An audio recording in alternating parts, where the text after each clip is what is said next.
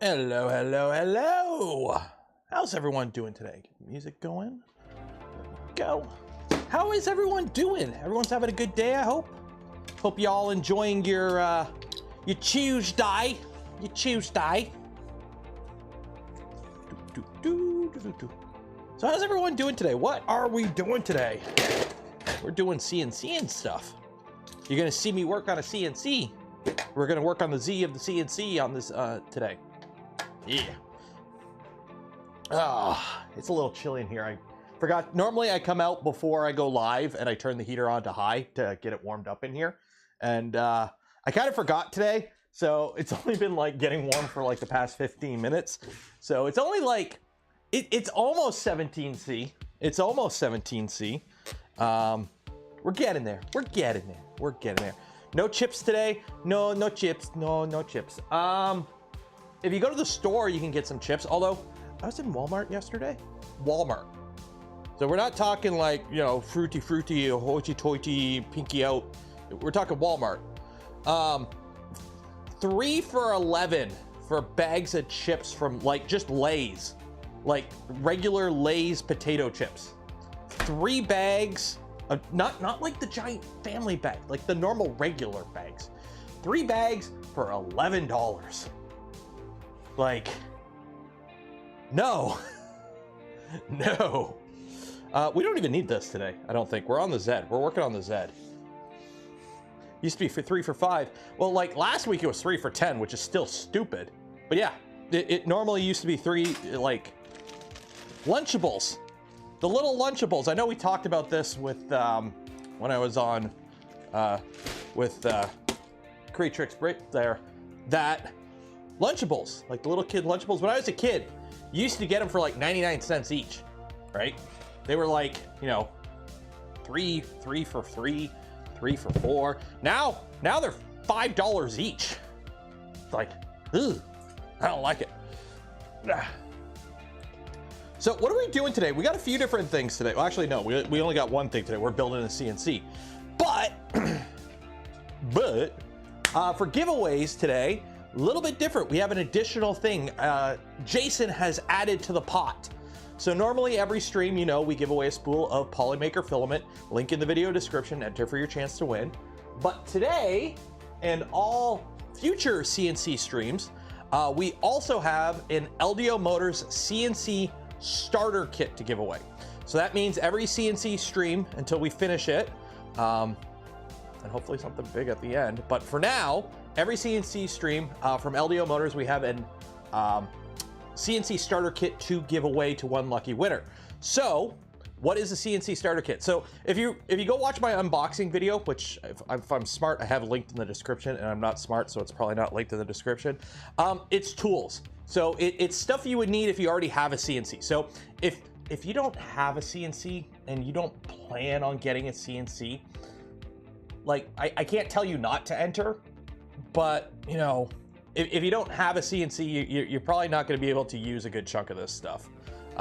So it's stuff like end mills, some collets, some mag base, indicator, some 1, 2, 3 blocks and ship. It's what came in the box with this kit.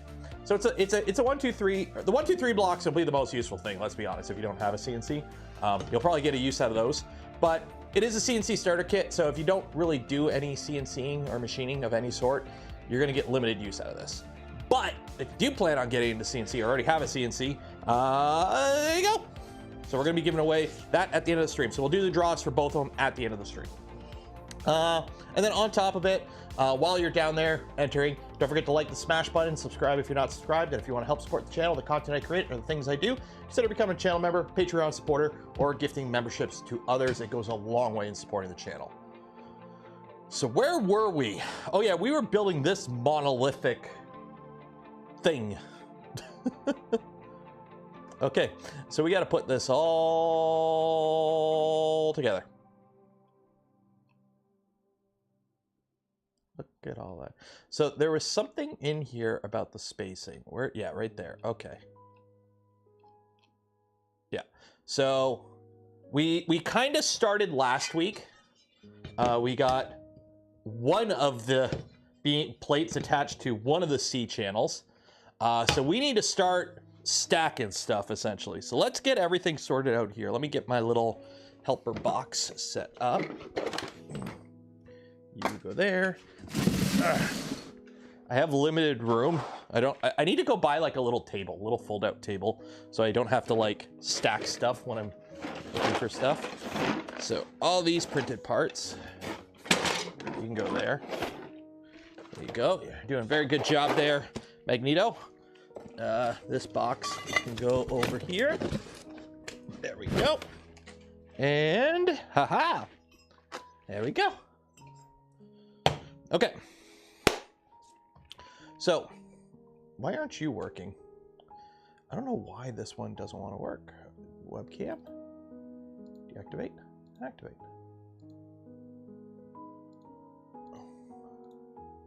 You're gonna make me unplug you and plug you back in again, aren't you? I don't know why you do this. Every time. I got a temperamental camera. Temperamental. Unplug. Plug it back in. Can't. Oh, man. I don't know what it is, but like lately, it's like every stream we start. There we go. Ah, focus. Every stream, is the overhead working? Yeah, overhead's working. Wow. Talk about green. Different shades of green.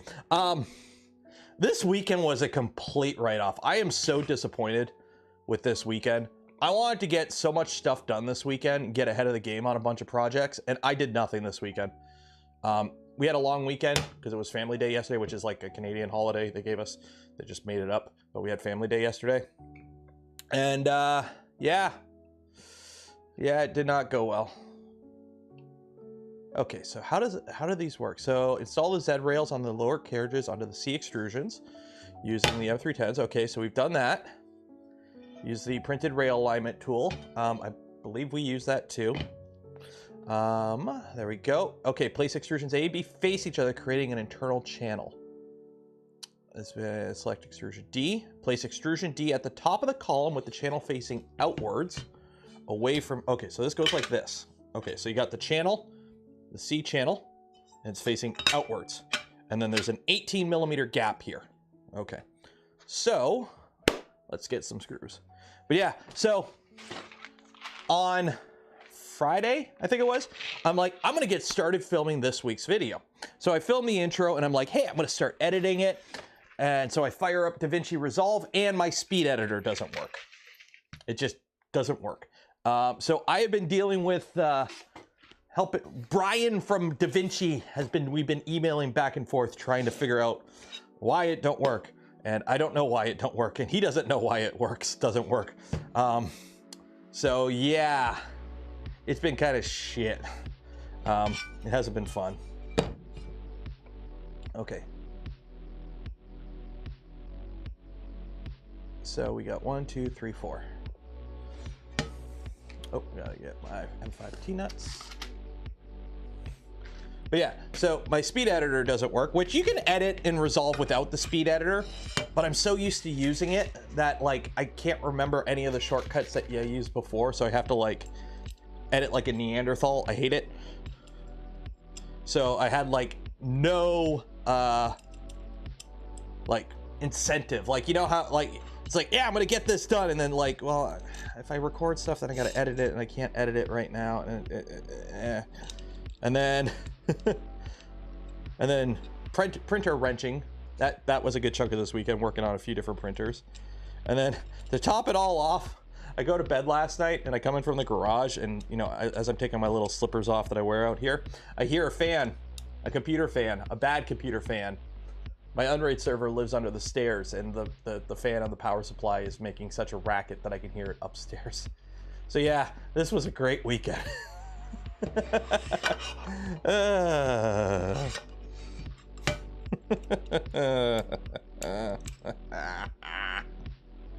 Okay, so what are we doing here? What are we doing here?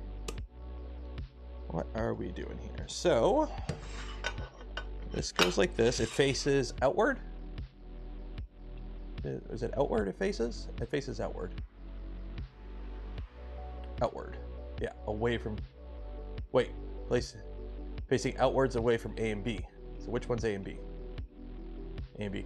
Oh, so it faces this way. Okay, so that, Sorry, it faces outward. I'm looking at it backwards. So this is your, here, let's do the overhead. So this is the seat. It faces outward from A and B. So it actually faces, the channel faces towards that. There we go. So I put these on the wrong side. Oh, I'm gonna need them anyways.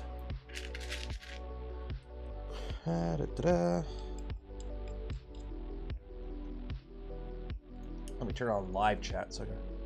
Ooh. So I don't know what's going on. Apparently there's like some Air Force thing going on in the States right now. That's a helicopter. But like, I've been hearing jets. I've been hearing helicopters all day, all morning. So, there we go. Yeah, I know I could have flipped it over, but I would have had to put them in on the other side anyways. Okay, so let's see here. So that, we'll get these two started. So I believe we use these ones. So I got a whole whack load of them. Could be an air show. Are they invading Canada? Probably not. Too much paperwork involved. Make sure you put the IR strobe in the... I've got a big orange panel up there, so I think they know I'm friendly.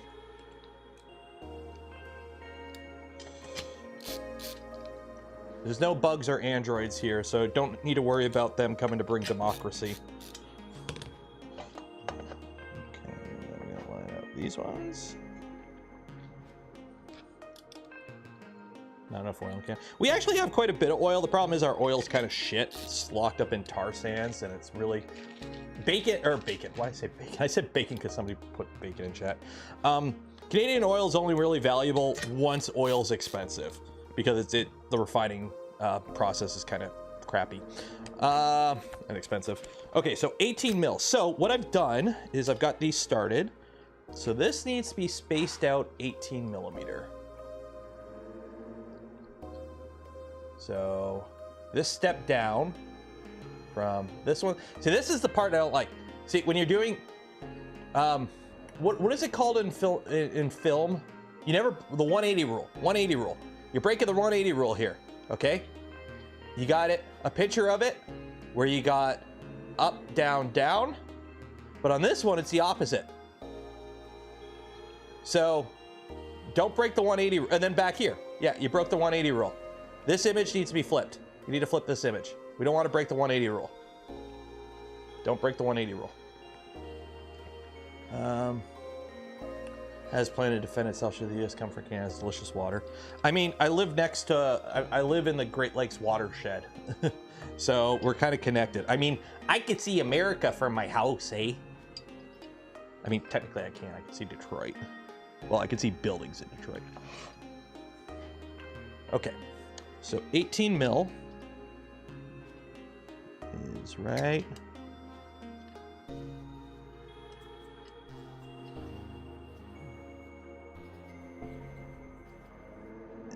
There. Okay, and then what I'm going to do is I'm going to clamp these together. If I can find my clamp. The clamps!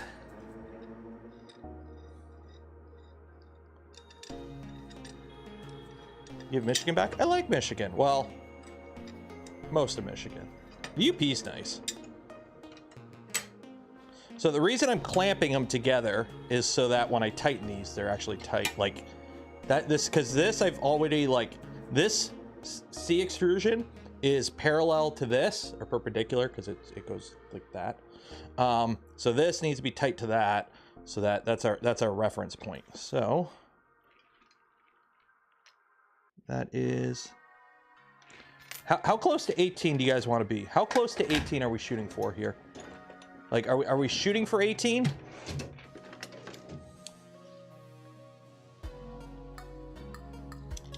We're shooting for 18? Let's see what we got.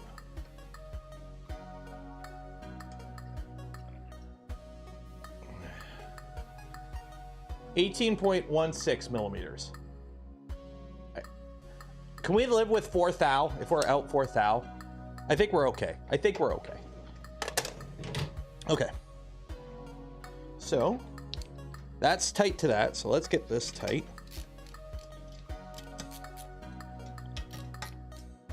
started.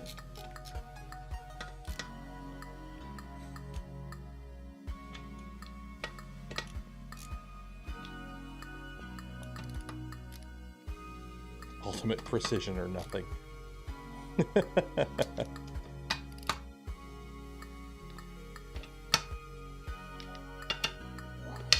Ah, I forgot to use Loctite. 1 second. That's what I forgot.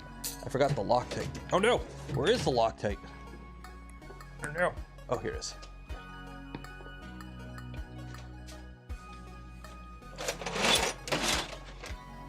Where's my little Loctite tray? Oh no! Ah, there it is. Good old Loctite. We're within spec. We're within spec. Spec. Specky, spec. Keep forgetting, every time you screw something in here, you gotta put Loctite in.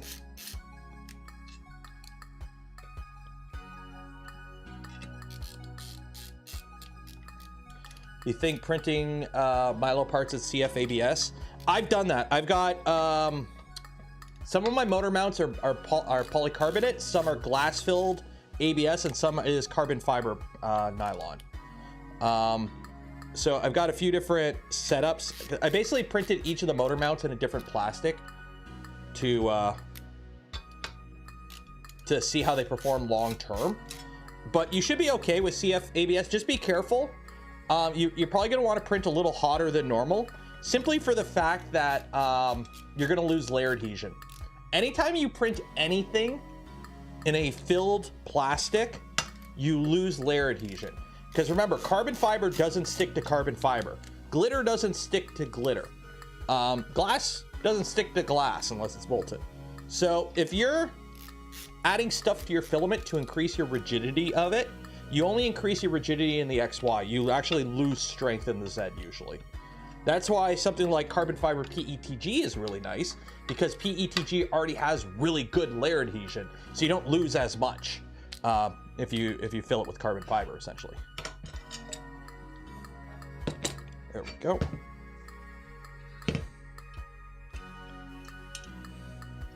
Put you there and there. So there is that. So now we got to put this one in. Now these ones go together right now over me. So these go tube. Which way do they go tube? Do they go tube or tube? Okay.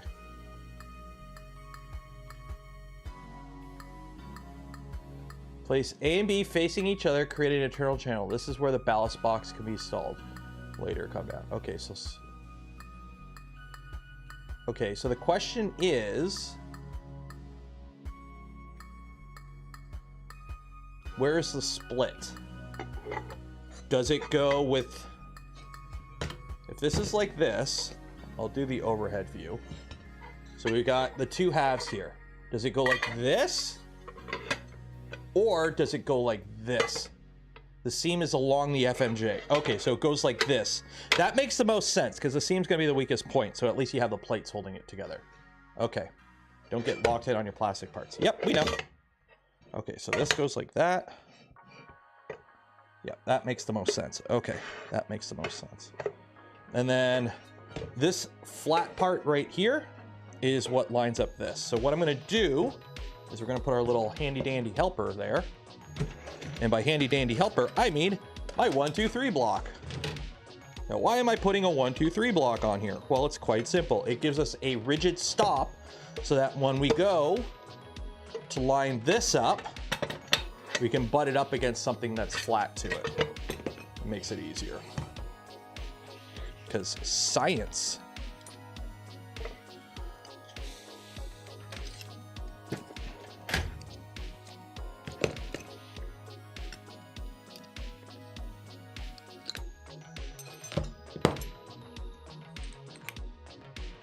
Which one can I screw it? Are any of these tapped? Uh-oh, none of these are tapped. Crud, none of these are tapped. I can't do my trick. Okay, well, we'll just manually do it. None of them are tapped, and I don't want to tap them, so we'll make it. We'll make it work. Okay. So, how many of these do I need? So we can start with this one.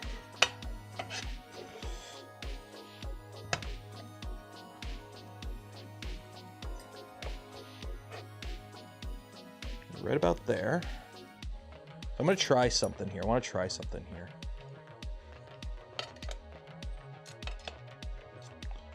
See if I can scratch it so I can see where these go. Haha, they do work. That does work.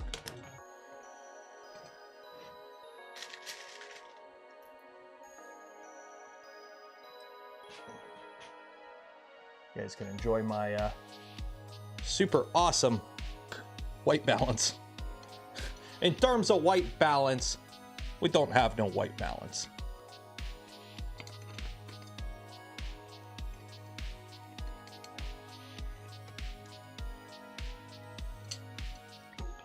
You're not M5.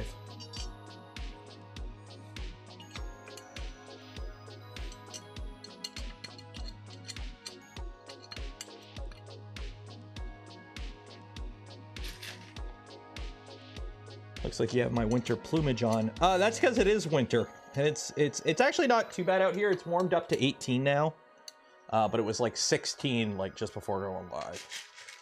So another M3.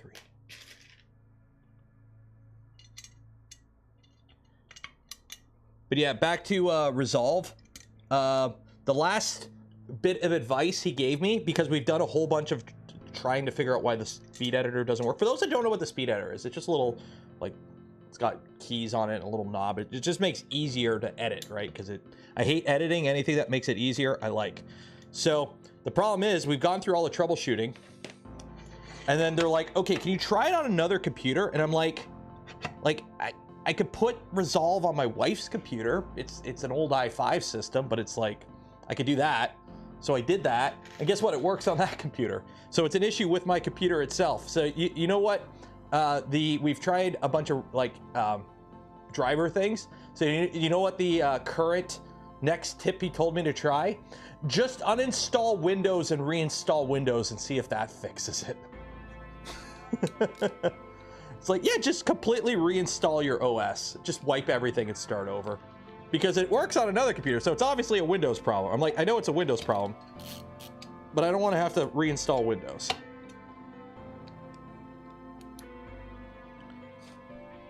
Now, to be fair, that actually isn't a huge thing. Me reinstalling Windows isn't actually a huge problem for me, because everything that is important is on my server, right? Is on my Unraid. The only thing that I actually keep installed on my computer is the programs I use and games. That's it. So for me to reinstall Windows wouldn't actually be a huge thing, because, you know, I have gigabit internet, so re-downloading all my Steam games would take nothing. Same with like reinstalling all, you know, DaVinci and whatnot. I just, you know, back it up before I. This is gonna bug me. Gotta fix this. Get out of there. Come on. Steve's here. Hi, Steve. Everyone say hi, Steve. There we go. The only downside is I can't find my DaVinci Resolve key. When you buy DaVinci Resolve, like when I bought it, it came on this little like card that had the serial number, and it's like, don't lose this. And that was 3 years ago.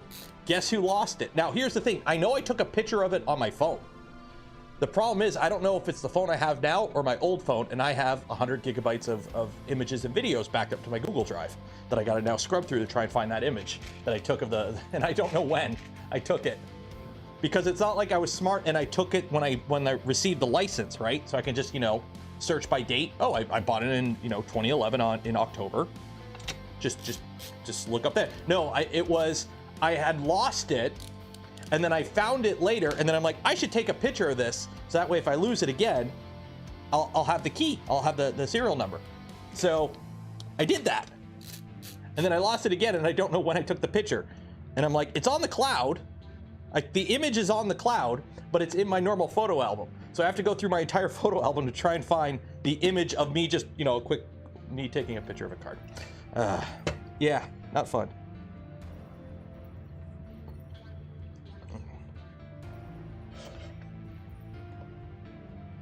So now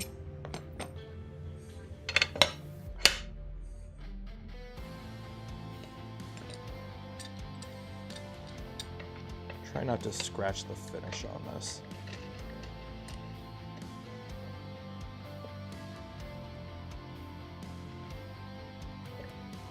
There we go. Okay, so that's tight.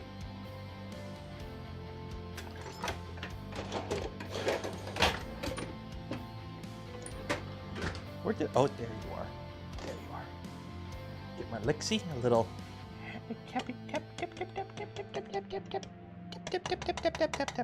We're good. Narrow it down by date, but I don't know when. That's the thing, because I took the picture on a completely random date some point in the past. I don't know when. Okay, so we're good this way, so now I'm just gonna push down as I tighten one of these screws to get it tight against the beam. Tighten this one. Okay, I'm gonna tighten this one. There we go.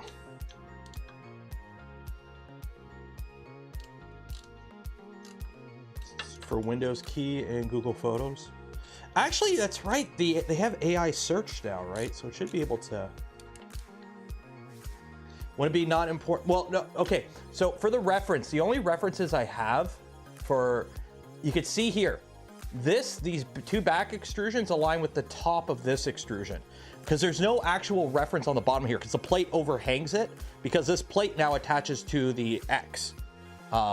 So it overhangs it here. So I can't reference this to the bottom of this plate. So I have to reference it to the top of the other extrusion.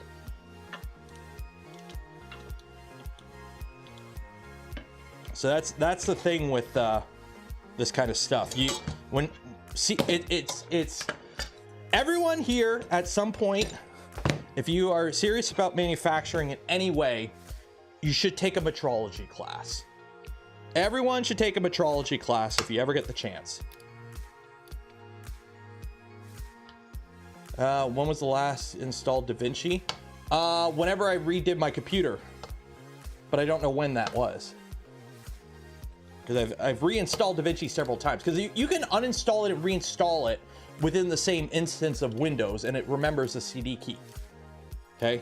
So like I can uninstall it and reinstall it. The problem is if I uninstall it, reinstall Windows, and then go to reinstall it, it's like, oh, this is a new Windows. I need the key again. So you could try. No, I've looked online, like I'll extract, CD key. Nope.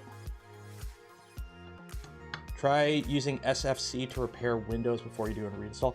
I have no idea what SFC is. If there's a link, you can DM me about that. We'll try that. Because honestly, I'm pretty sure it's a Windows issue, because everything worked great. Because I did update it to the newest version of Resolve last time I edited a video, when I edited the Nintendo video. But the thing was, I opened up Resolve. It's like, hey, new version. Do you want to update? I'm like, okay, click the yes button, updated. And then I went and edited the whole video and everything was all good and hunky-dory. And then a couple days after that, I got a Windows update. The one that gave Copilot that I immediately disabled. Yeah, that's what kind of broke it. So the Copilot is what did me in, I think. Or I don't know what, but that was the update that broke it. Oh yeah, I've tried all the USB ports. It's an issue with Windows itself, because we've actually tried it on another computer, my wife's computer, which has Windows 10, and it works just fine. Video drivers usually break up stuff. I don't think I did an NVIDIA update.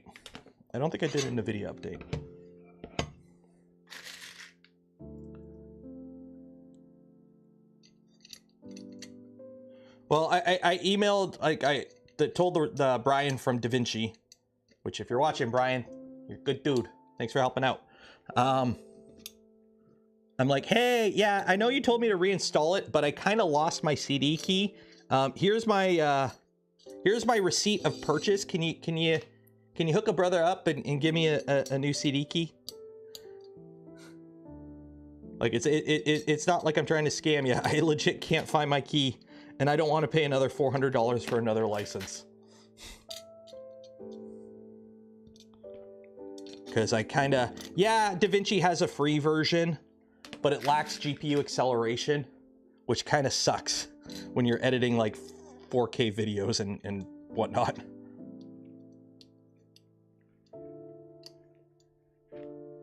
Have you tried uninstalling Windows Update? I have. I've actually gone, that was the first time, one of the first things I tried. I tried uninstalling the Windows Update. The thing is though, when you uninstall the Windows Update, it doesn't actually uninstall the update. It uninstalls the things Microsoft says you can uninstall. So the update's still there. So a user account, I did create a new user. That was one of the things they had me recommended I try. So I created a new user account. I made it as an admin, and same issue with Resolve. Same issue. So yeah, so we did try that too.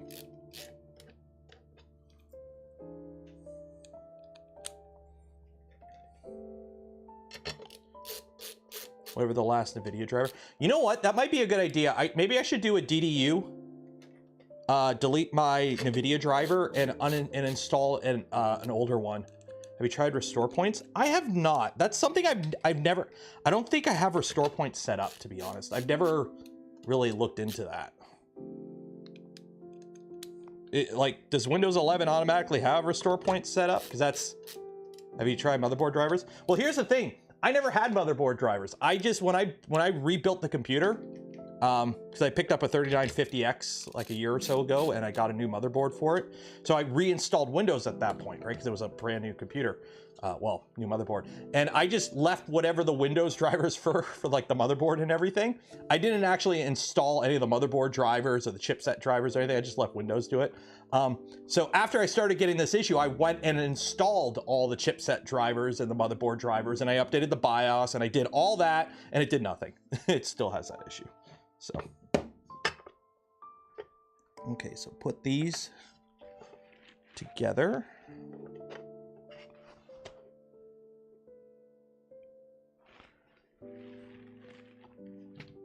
So these have to be, I'm gonna index these ones from the bottom because these sit on another plate. So I really want this to be yeah.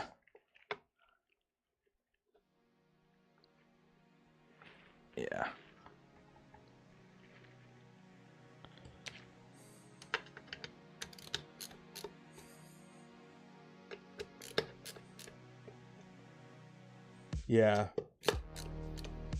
So I might do that. I'm going to reinstall the NVIDIA drivers, like do a DDU, uninstall them, and reinstall. Because the thing is, I had a plan. I was going to start, because one of the things I want to do on the channel is start doing shorts as ads for my videos. So do like, basically most of my recent videos, just turn them into a minute short to try and promote them. And do a bunch of other shorts, because I got a bunch of stuff recorded for the Cocoa Press, but I don't know how to do a review on the Cocoa Press. I hate reviewing printers, so I think I'm just gonna make a bunch of shorts with all the footage that I have of the Cocoa Press and put those out. It'll help with the channel growth. Basically, that's kind of the goal, is just help with the channel growth. So I was really hoping to like crank out a bunch of them this weekend and then have them so I can, you know, every couple of days have one go out. And I couldn't do any of that because, like, going back to edit without the speed editor, I feel like a freaking Neanderthal. Like I'm like, and then I'm trying to like move through. I don't have my little knob to scroll through the timeline. It's like, there we go. Beefcake, beefcake. Look at the Zed. Oh my God. Beefy, beefy, beefy. Look at this thing. Okay, now we got to put the other plate on. So what I'm going to do is we're going to index off here because this is the only good reference point I got.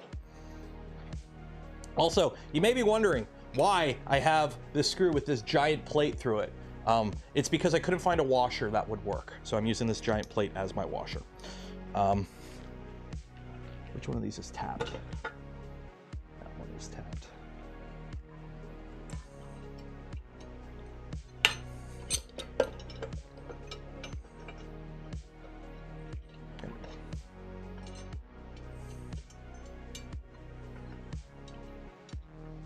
When I'm done, it'd be almost cheaper to pay the $400. Well, here's the thing.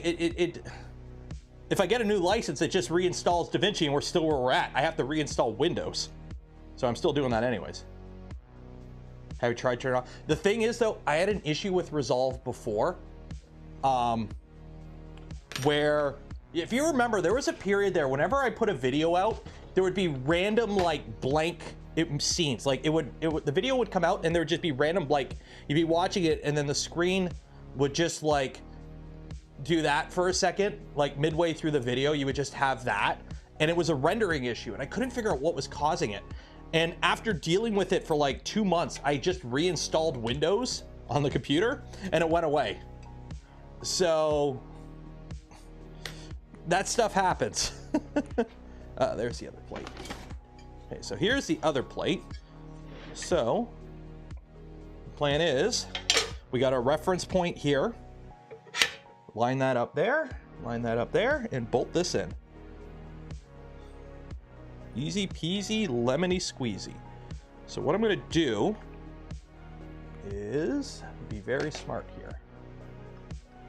Windows key, not Windows key. Windows key is a non-issue. You could just Google Windows 11 GitHub activation. There's like a GitHub script that you just copy and paste into the PowerShell and hit run and it activates your Windows. I didn't say that.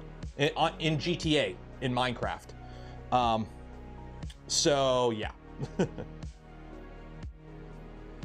The thing is, I have a friend of the channel is sending me something to upgrade my computer, and it'll be here in like 2 or 3 weeks. So it's going to be really annoying to do all this updating and then do it again in like 2 or 3 weeks. In Fortnite, yeah, in Fortnite. I'm just doing this so it doesn't move, because I'm gonna punch where I got to put all the. This was actually a really good idea. So I got a screwdriver with a really pointy bit on it, and you just kind of.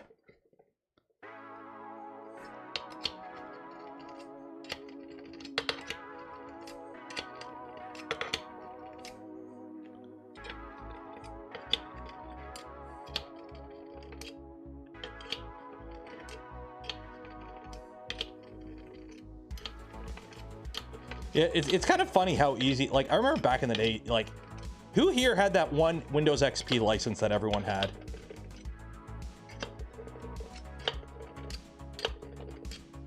I remember that license.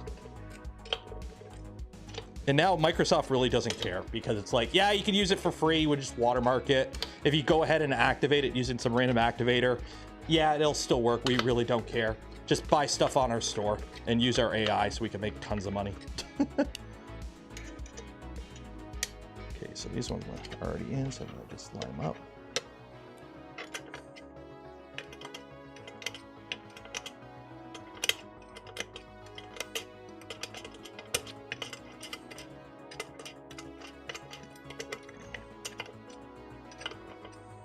There we go. Okay. Because they get money from the business side. Yeah, that's the thing. Microsoft doesn't care about, you know, little Timmy putting Windows on their random gaming computer. Like, see, so now it's kind of hard to see, but you can see all the little marks in the extrusion, and that's where you put your T-nuts. Windows ME. So I went, what was my Windows? Our first computer had Windows 98, and then we paid to get it upgraded. So originally it had like, it was like a Pentium 2, I believe. But eventually we upgraded to a Pentium 3, and when they did that, we got Windows 2000 Professional Edition. We went from Windows 2000, I went from Windows 2000 right to Windows 7. Because when I got my laptop, I also put 2000 on it. I didn't like XP. I like 2000 Pro.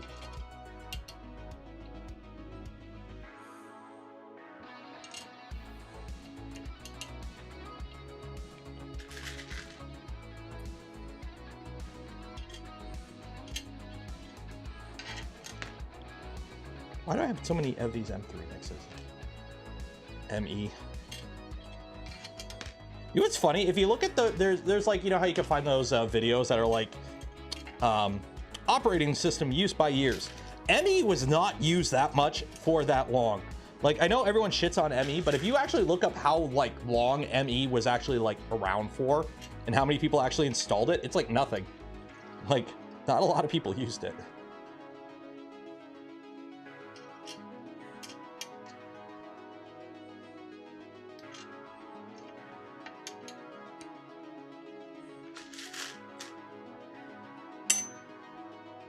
NT 2000. Yeah, I remember it was like, yeah, use Windows 2000 because it's built on the NT kernel or whatever they said it was. Like I remember that was like the thing back in the day. And then also there was a 64-bit version. So if you had 4 gigs of RAM, you could use it. I think that's why I did it, because it had a 64-bit version before Windows XP, if I remember correctly.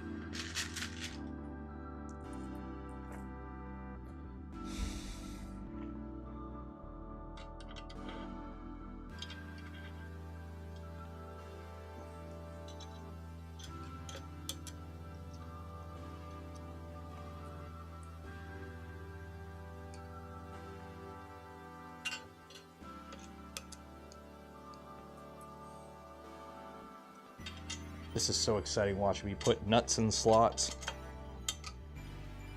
So much fun.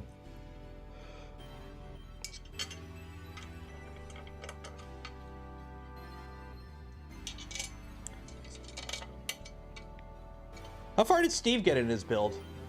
I know Steve started his recently too. How far did Steve get?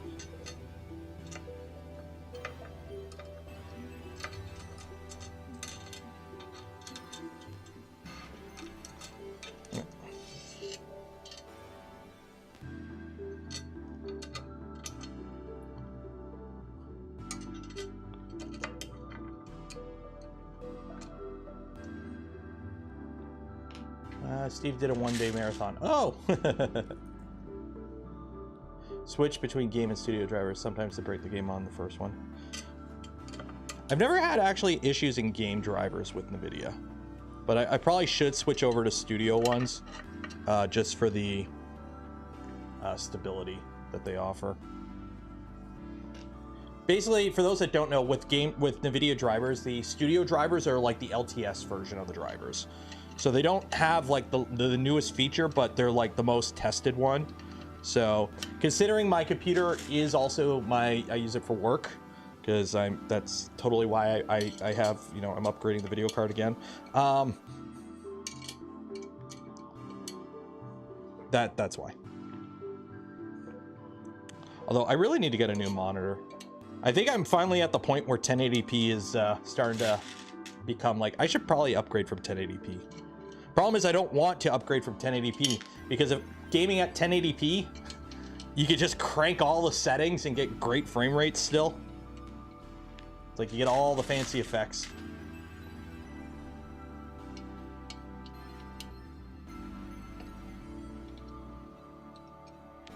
Okay. That's a lot of nuts. Hopefully there was no like left and right version of this. I'm hoping they were both the same.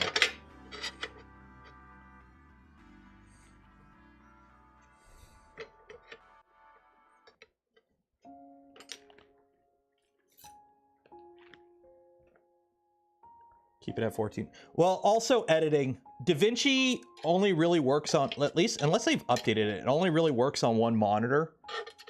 Like you can't, like, I've got two 1080p 24-inch monitors side by side on my desktop, and then I got a cheap widescreen above for like Discord and monitoring prints and whatnot. So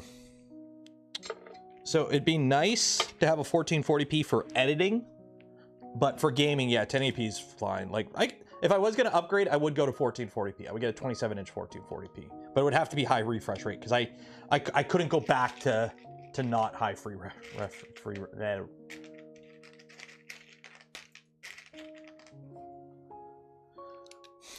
Or I could dabble in getting an ultra wide, like a proper ultra wide, but we don't have the budget for that right now. Don't have the budget for a lot of stuff right now. We're actually not doing too good. There we go.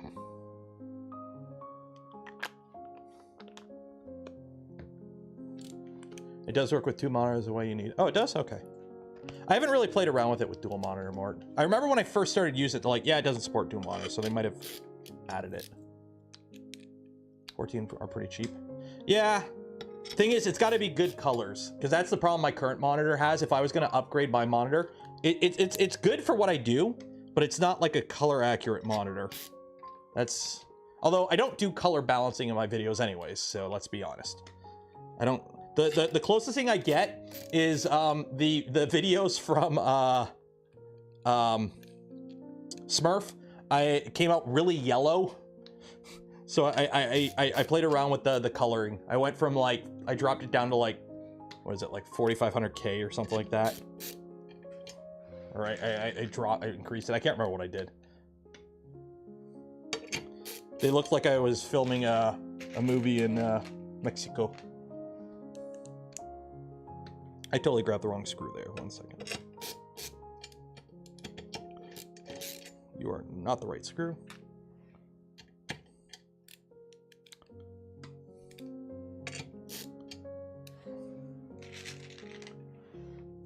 For my friend, I hate it. This is a 60 hertz. This monitor right here, my main one here, is a 60 hertz. It's actually, it's a 2560 by 50. What even is it? What is the monitor that I have here? Display settings. Yeah, so if you're wondering what my setup is here, what is this guy at? 2560 by 1600 is that. It's a 1610 HP. The only thing is, it's like, oh wow, that's a great monitor. It's a 30-inch. It's huge. So I have to actually run the window scaling at like 125%, so I can actually read chat on it from, I'm touching it with my screwdriver that far away. But it's an older monitor, right? So it's only 60 hertz and whatnot. Remember, if you need, anyway, if you're kitting out a studio with monitors, just buy used. You can get dirt cheap monitors used. These plates are aluminum. They are aluminum.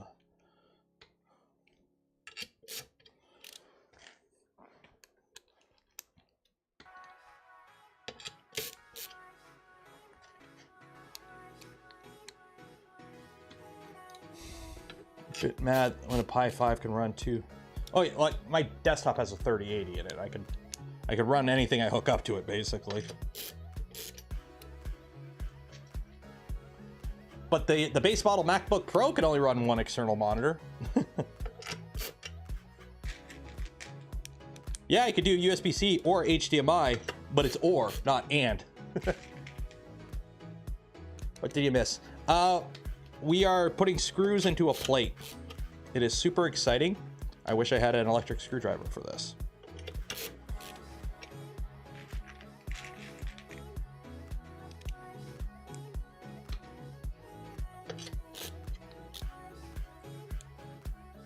Did I show the ANET printing? That was on Saturday. It's a software limitation. Yeah, it's Apple doing Apple things. What do you expect? Just like they sell, you know, oh, the Pro laptop doesn't have a Pro processor or more than 8 gigs of RAM base. Need to get you a Hodo. What is a Hodo? You have a hex bit for my drill? I do, but not this small. I have hex bits for my 1/2-inch impact gun. That might fit this, but that might be a little overkill.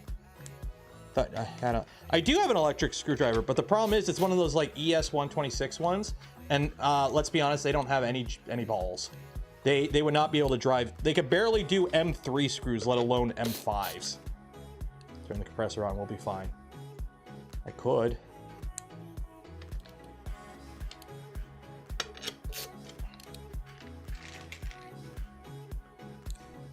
Electric screwdriver with a lot of torque. Oh, okay.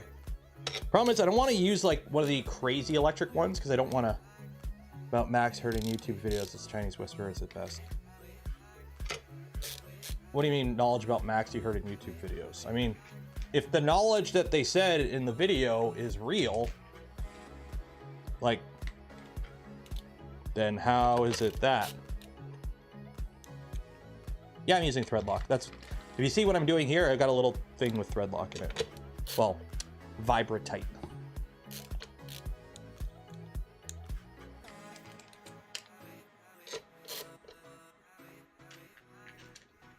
Get the Denali. Well, here, I'll make it easy. I'm in Canada, so whatever I get would be overpriced. Okay, so everything should be lined up because we screwed in the other side. So the only thing I should have to do is like, do I have any way to clamp this in one go? Probably not. I can clamp these two halves together. Clamp these two halves together. I don't have my long clamp though. So I can clamp these two together. Or actually, can I reach in there? No, I can't. So I can clamp these two together. And then I just gotta make sure that's like that. Okay, so we'll start with the front here.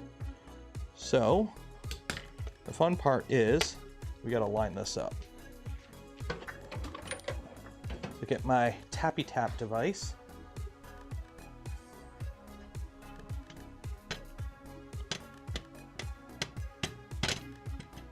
Tappy tap tap, tappy tappy tap.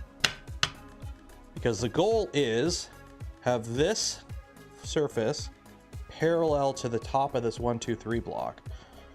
That is our only way to verify that we are aligned. And then to help with that, to make sure we're good, get ourselves out some shim. Yeah, see, that is, it feels equal, but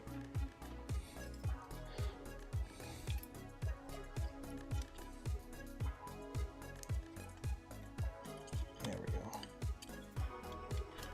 There we go. Okay, so that is, okay, that's good there. Let's tighten you.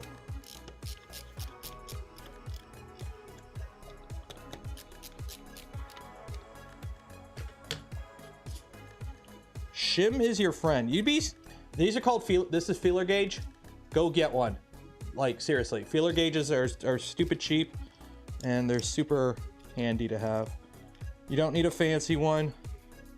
But see, the reason I'm using it, this is 2/1000ths of an inch. So what, 0.05 millimeter or 0.005 millimeters or something like that. What is it? 0.1 mil is 4 thou. So if this is 2 thou, so this is 0.05 mil, yeah. So if this doesn't fit in anywhere along the block, that means this should be perfectly flat against this block, which means this should be perfectly perpendicular to this extrusion because this is screwed onto the bottom of the block. And there is a gap with the rail, so the rail isn't holding it up. So there we go. So that should be pretty on the level. So now, I get to keep talking while I screw these all in.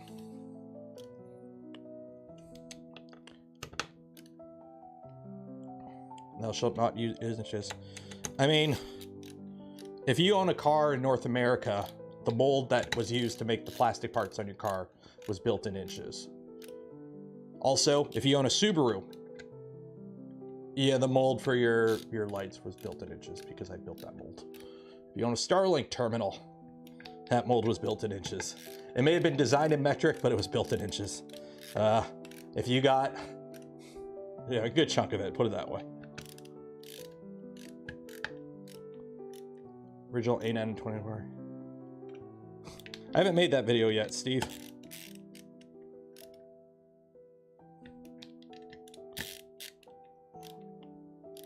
I mean, I could put one of these bits into my impact gun or my drill. Let me see what I got.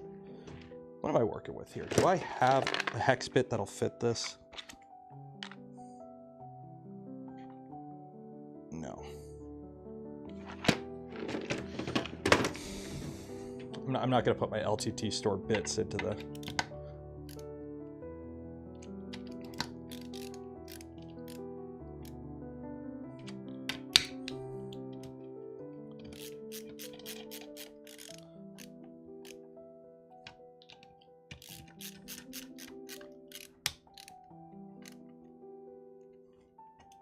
Someone else did. Oh, somebody already did? Oh, jeez. No. Don't tell me who, because I'm not going to watch it, because I plan on doing a video like that, and I don't want my opinion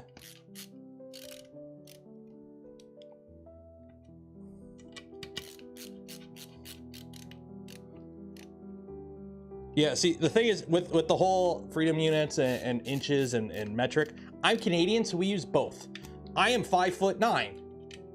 I have no idea what I am in centimeters, but my car goes 100 kilometers an hour, and Toronto is 4 hours away. Also, don't ask my weight in kilograms. I have no idea. But I know I'm 185 pounds.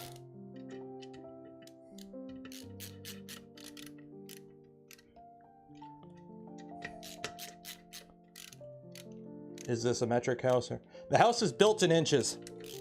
A 2x4 is a 2x4. I forgot to check. Are these together? 1 second. Where's my shim?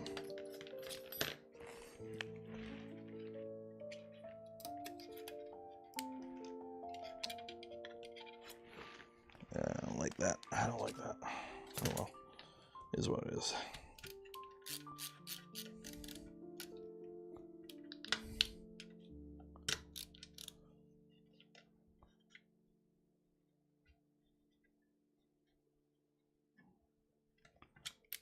Crack these 1 second.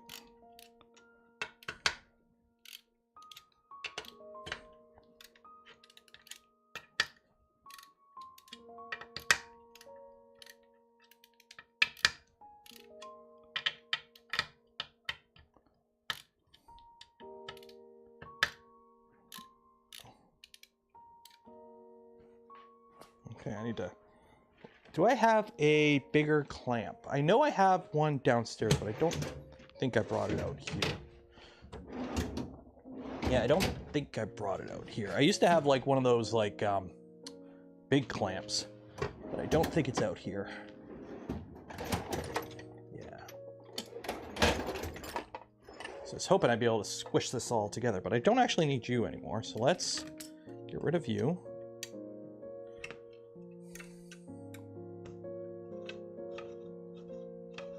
Less fuel in liters, drive-by miles, and efficiency. Well, yeah, see, for us, like, we use liters per 100 kilometers for efficiency, which I guess kind of works. You're gonna go here. So my clamp is, I'm the clamp now.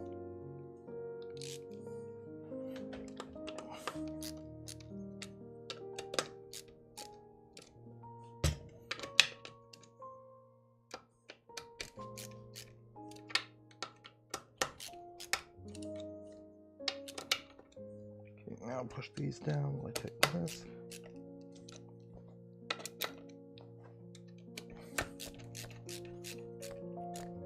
There we go. Okay, so get a bunch of those started. There we go.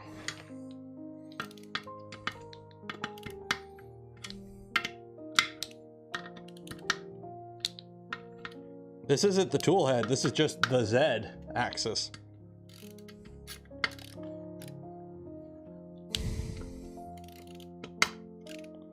Because imperial metric. Yeah, and that was a big screw up.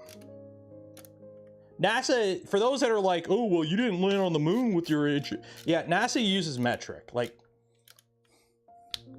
the Apollo lander used metric. Add on the shelf in the garage.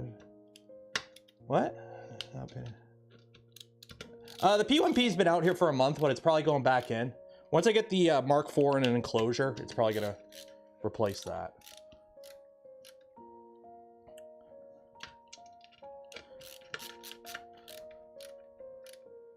Go. And then don't forget, if you haven't entered yet, we do have the giveaway at the end of the stream of a spool of Polymaker filament, but also a CNC starter toolkit from LDOmotors. So make sure you enter for both of those because the draw is at the end of the stream.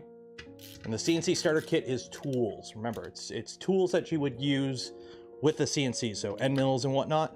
So please don't enter unless you plan on doing burr stuff. There we go. You don't have to be here to enter. You have to be here to enter, but you don't have to be here to win. There we go. Z. Z. Z. Behold the Z. Chunk. I'm gonna run out of desk real quick.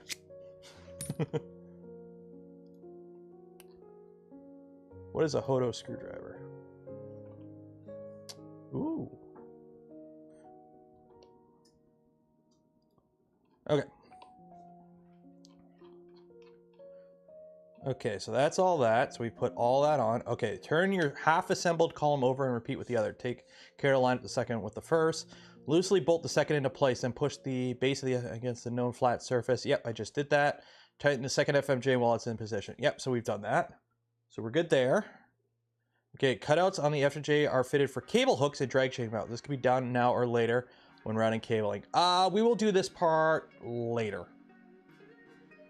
Okay, lower Z axis bearing block. I'm not putting anything on for electronics until we go to actually do electronics. The last thing I want to do is mount some plastic parts that I snap off while moving the printer around, or the CNC. Take a drink. Remember, there's an active drinking game. Anytime I call this a 3D printer instead of a CNC, take a drink. So,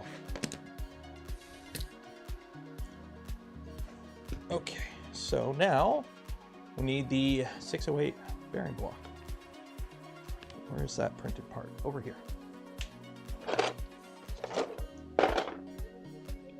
And then we need a 608 ZZ.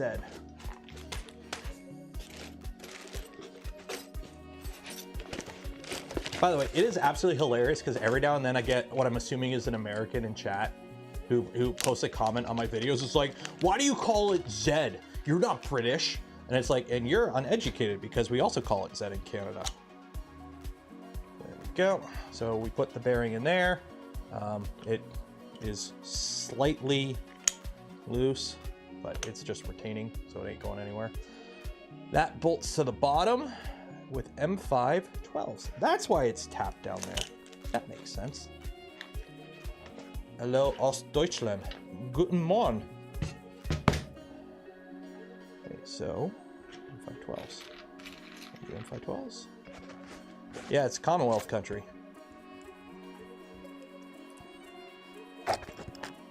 But it's just funny. It's like, oh, you ain't speaking the language right. It's like, oh, okay there, buddy. Okay there, buckaroo. Guten Abend. Oh yeah, it's afternoon.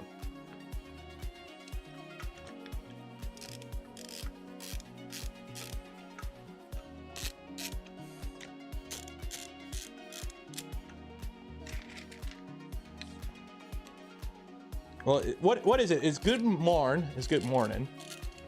What is Guten Tag? Which one's like the generic one? Is Guten Tag the generic one, like you should say at any time of the day?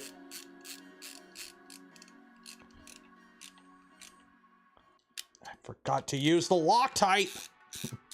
Tag. Okay, so Guten Tag is what I should be saying. Because I don't know what time of the day it is over there. Because I know England's 5 hours ahead. Germany's what, 6 or 7? Guten Tag is good day. Okay.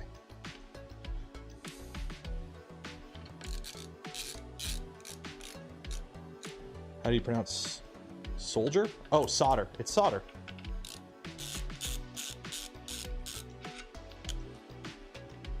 I know Guten Morgen, Guten Tag. I know Gesundheit. That's about it for my German. I also know what the bad guys say in Call of Duty, but I don't think I'm supposed to say those words.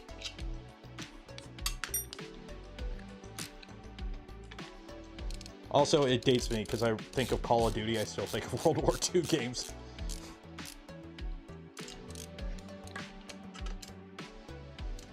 Oh, Du hast, yes. And I know the lyrics to a few Rammstein songs. Do I know what they mean? No. Do I pronounce half of it incorrect? Yes.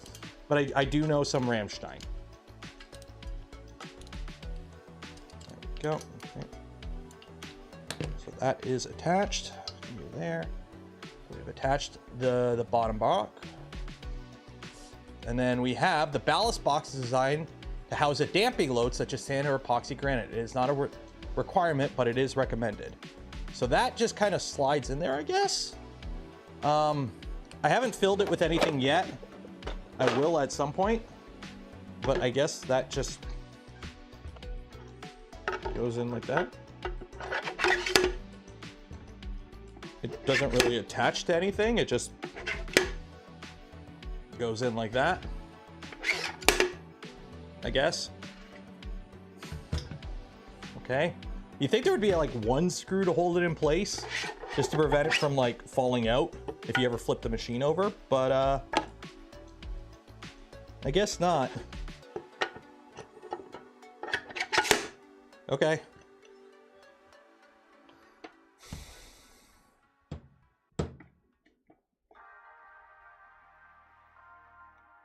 Fill it with two. What I'll probably end up doing is just buy some sand, like some dry sand. Like you can buy like kiln sand. You can buy like pre-dried sand because you don't want to use anything wet. Or you can just, you know, just throw the sand in a dehydrator for a bit, or the oven. And then I'll mix it with a little bit of epoxy, so it'll harden up, and I'll fill that with that, I think.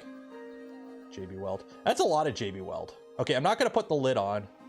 I'll probably lose it. Okay, insert the M3 and M5 heat sets into the Z anti-backlash nut. Okay. Oh no, I've lost.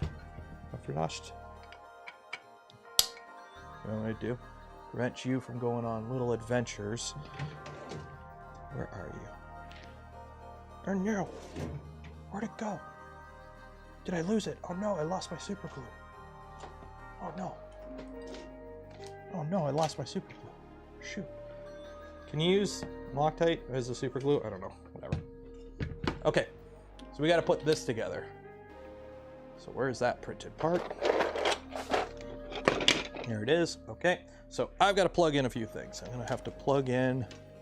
Are you plugged in? I think you're plugged in. Are you plugged in? No. Oh. Yeah, no. Okay, plug you in over here.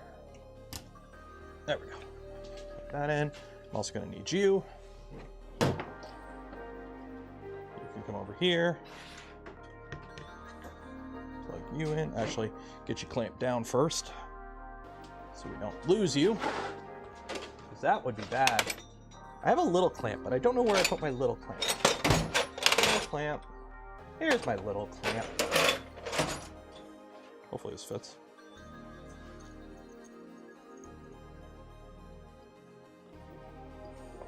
Nope, that ain't gonna fit. Okay, where's my medium clamp? I got the big clamp. You know what? We'll just do this. Ready?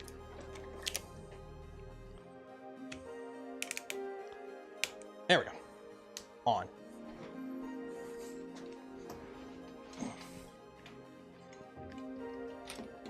There we go. Okay, so now we're gonna need some heat sets. Why don't you use crushed granite with epoxy? Because then I'd have to get crushed granite, and probably more expensive than sand. All it's about is weight. Like, I mean, if you got a bunch of lead shot, that would probably be one of the better things to use, is lead shot. But, you know, I'm not gonna go cut open a dozen shotgun shells right now. Okay, so this has two Z, oh wait. Yeah, this got two M5s and the rest are M3s. So we gotta put this together now.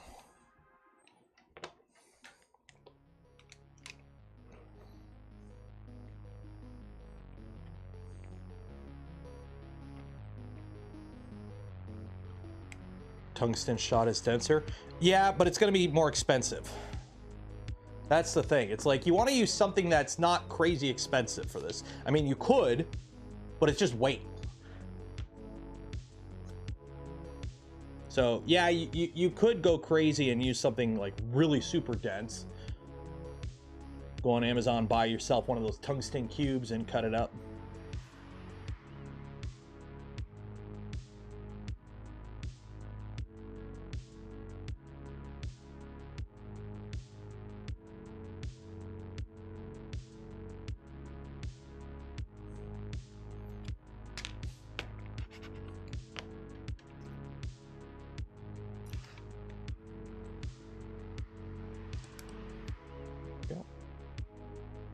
Lead fishing weights are... I know you can buy... I actually looked on Amazon. You can buy just like lead shot on Amazon.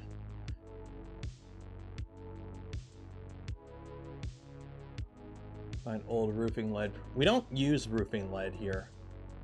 We have building codes for stuff that, you know, that kind of stuff.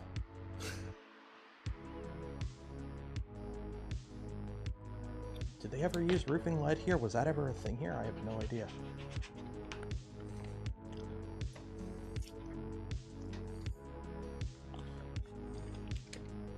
I think the closest thing you would find here would be like wheel weight lead. Like, you know, the little weights that they use for balancing your rims. That's probably the closest thing you would find here in terms of like scrap lead. Okay, just making sure those sit flat. It's for pipe jacks and flashing. No, yeah, we don't. In my Ontario building code classes, we never did lead anything. Scuba diving weights. I don't really scuba dive. I'm honestly, I have a bag of sand, like right over, I got a bucket of sand I'll probably just use, to be honest. I just go ahead and dry it out first.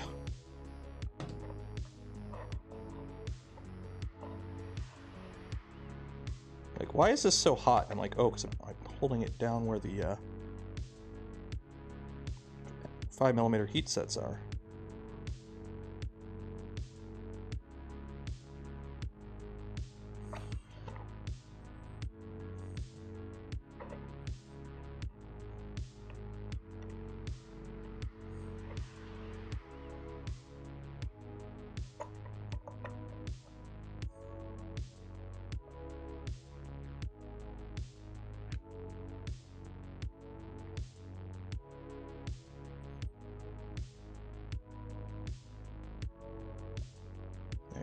Go.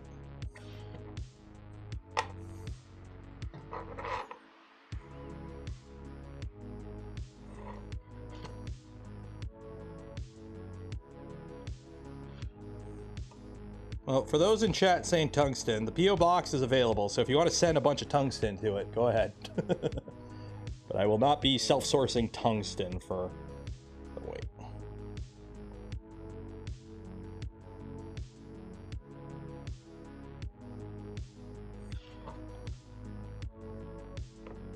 What I should do is I should just sweep my floors and all the random screws and whatnot. I'll use that. Let's put all the random screws and nuts and bolts that have fallen on the floor over the years. I'll just sweep it all up and use that. Ooh, that gets hot quick.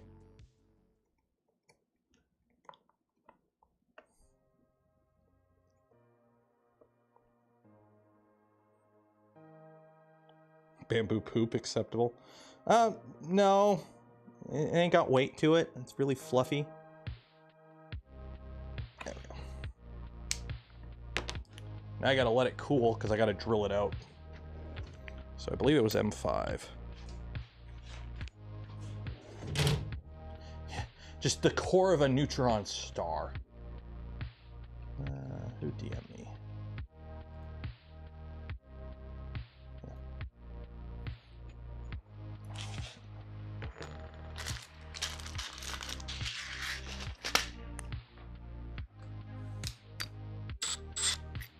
The tears of my enemies.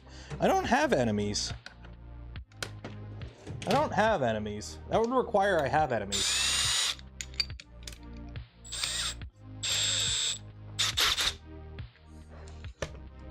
I got friends. You're all my friends in a non-parasocial way. Okay, now the fun part. Watch me.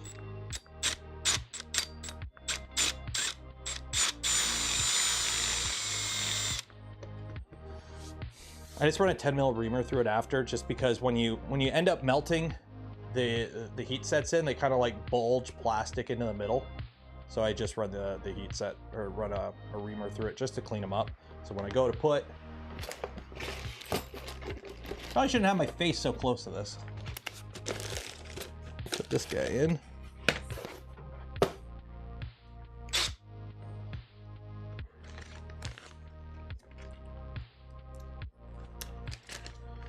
Would you like some enemies? No, I'm good. I'm good. Too much paperwork. I don't like paperwork.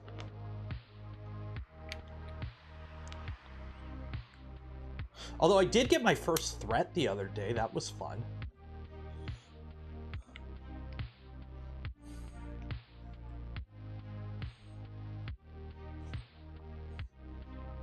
That's always fun.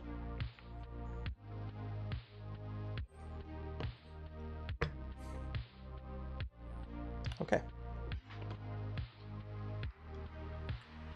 That goes in, and then what do we got? What screws these in? M3/8. Yeah, I got my first official like threat. I'm like, oh, that's great. That's great. I'm not going to go into details because you guys don't need to know. But that's always fun. Or Mary. I won't say, Greg, it's probably has to do with the whole 2A group and whatnot. Also, as you know, somebody who used to work in the trade, I'm not going to say all machinists, but it attracts a certain type. Which obviously it doesn't affect like it isn't like across the board. But what the heck is going on with this screw? Feels weird.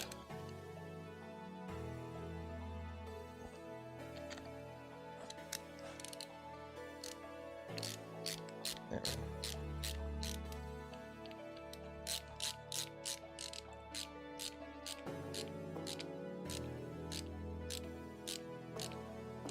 So we gotta... Oh, I forgot that machinists love their furry culture. You know what's funny? It's like two groups. Like, as somebody who worked in the trade, I wasn't a machinist. I worked in the manual part of the shop, so I had to do actual work. But it's like you have two types of machinists. You have the nerdy weeb like type, and then you also have like the, how do I say it? Go watch Titans of CNC. Those guys, like that kind, that's like the other type. Like the, I'm not gonna say cocky and arrogant, but they come off as cocky and arrogant, which to be fair, a lot of them like are really good at what they do, so they kind of have the right to do that. But that's like kind of like it's a type. And if you've ever worked in a tool shop, you know the type I'm talking about. Like if anyone here has ever worked around CNC machinists, it's a type. Bros, yeah, the bros, yeah. So, okay, so we got, it's this side, right? It's this side you don't do tight, right? You tighten the back one, and you don't tighten that one because you got to put the lead screw through. And that's the adjustment point, is the front.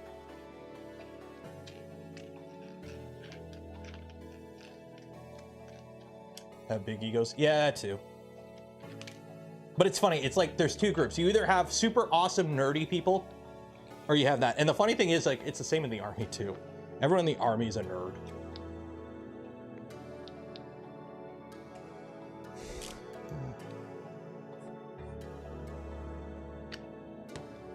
So the way it works, if I remember correctly, the flat side, you tighten it down. This side you leave loose because you're gonna have to like adjust it.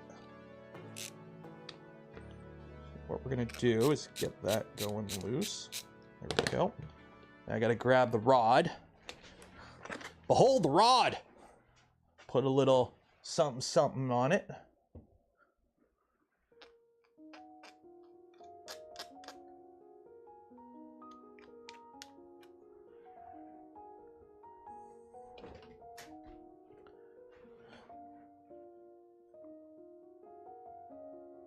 Go.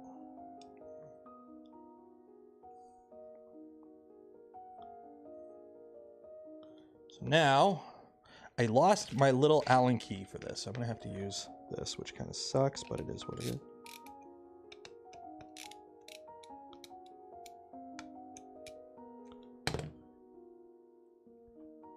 Yeah, that's a little too tight, but that's probably good because it's the Z. You don't want a lot of tightness.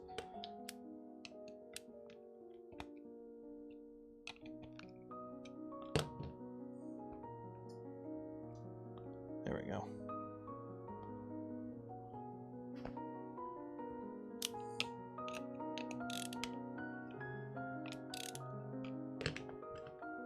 that's a little too loose there. There's too much play. Okay.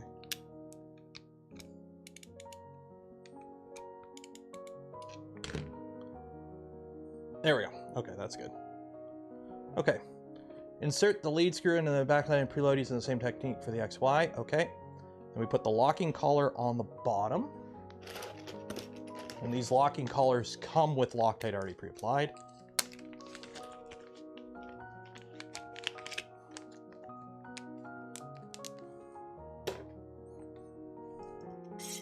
Okay, so that's that. Okay, it's 13 millimeters from the bottom. And again, the rounded part is the top. So 13 mil from the bottom. So I guess we are starting at the bottom and working way up to the top. So 13 mil.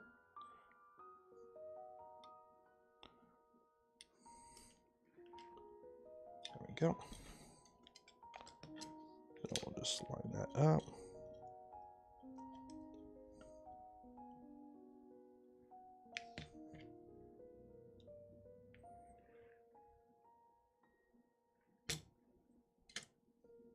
Right there.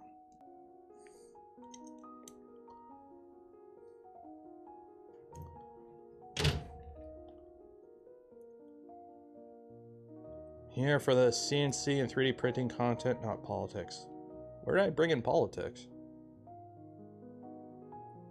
If a topic comes up during normal conversation, it comes up during normal conversation. You know what the most annoying people on Twitter are right now? In my opinion, it's not the Elon Musk dick riders.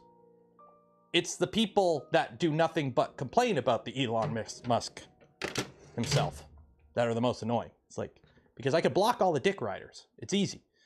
But the people that I enjoy because for the stuff they do, just constantly complaining, that's the stuff I don't like. That's why I have some people that I really shouldn't have on my mute list because they're good people, but they're on my mute list because all they do is complain.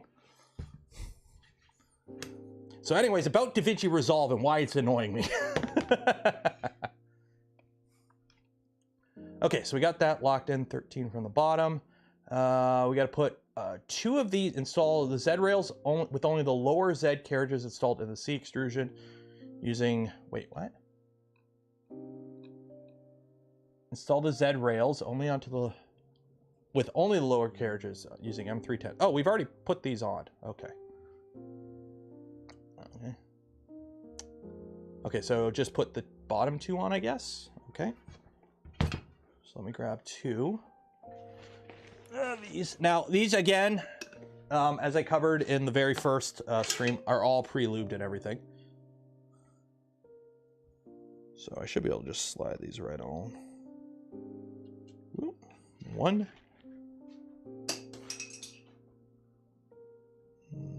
2. There we go.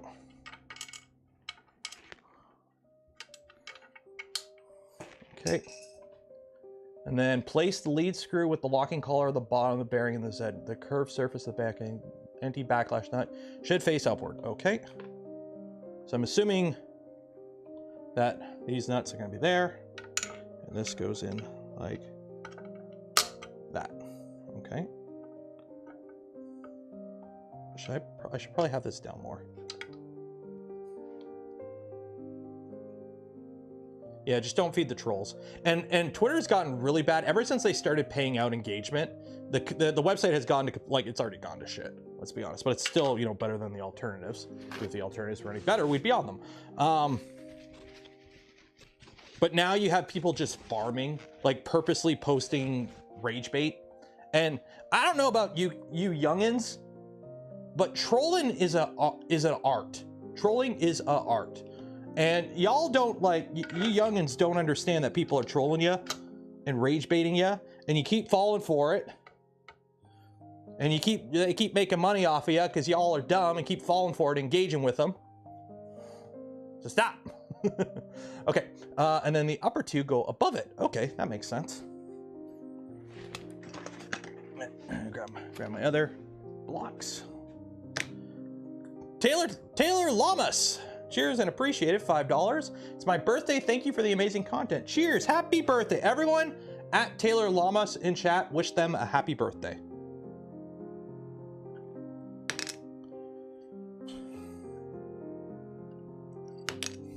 There we go. So yeah, so these can't fit by here, so you got to put 2 on, then put this in, then put 2 on.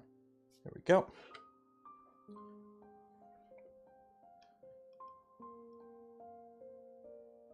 And then install the Z-axis mounting plate onto the anti-backlash nut using M5/16s. Okay, so where's my Z plate? Here is the plate. I have the plate now.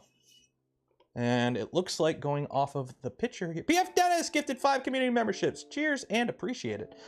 We have a U-shaped pattern of holes and then another, and it looks like they face downward. So it looks like it goes like this. Okay, so M5/16s? M5/16s. Are these guys? I must construct the, well, technically this is a pylon. Now, I think I only need the one though. I don't think I need to construct additional ones of these. I think we're good with just the one. Oh, I got it.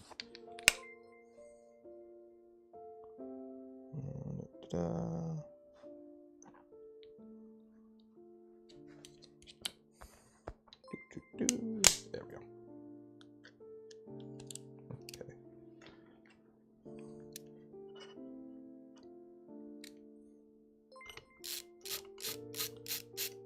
Don't forget the Loctite.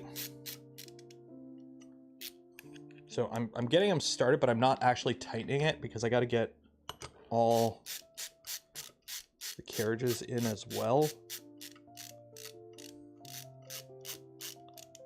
I'm just getting it kind of started. Do they have tramming adjustments yet, or is future patient? You kind of have, tramming this thing is like, I don't have a trammel plate. I wish I had a trammel plate. It's basically like a disc that's circular and flat. So what you do is once you get this all built up, you take your squiggly, you take your dial indicator and you mount it in your spindle, okay, with a collet. And you don't turn on the spindle. Do not turn on the spindle with your indicator in it. And what you do is you have this basically mounted in your spindle. Okay, let me do something like that. Yeah, that'll work. So you mount it in your spindle, okay? And you mount it in the spindle so the spindle can spin, and you have a super flat plate on your bed. You could do it on the bed itself, but it's a little harder because there's holes and whatnot. And you spin it, and you look at the weeble wobble, okay? You look at the wobble, and depending on, you measure this side, and then you measure that side, and then you adjust your left to right of the tower of your Z to tram that out, and then you look at your front to back, and then you adjust your front to back to tram it out. Now on like a Bridgeport, there's adjustment screws for that. So you like unlock everything, you move the adjustment screws to move it, tilt it, and then you lock it back down. On this, that doesn't really exist because that would require adding a whole bunch of stuff to it.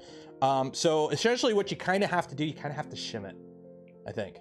But it depends on how accurate you're going for. Like, that's the thing. Attach the Z-axis with M3.5s. Wow, those are M3.5s. Okay. Do I even have... Oh, I do have little... Are these 5 mil? I'm assuming these are 5.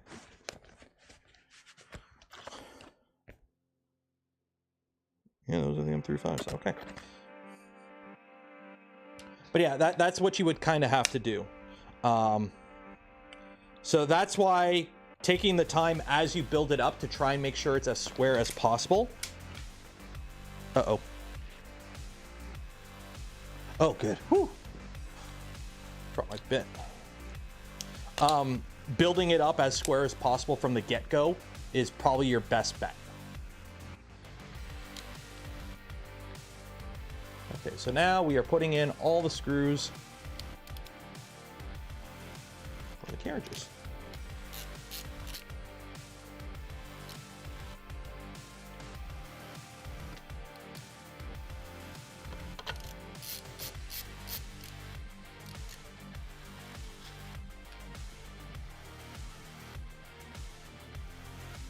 On Mastodon. Which one is Mastodon again?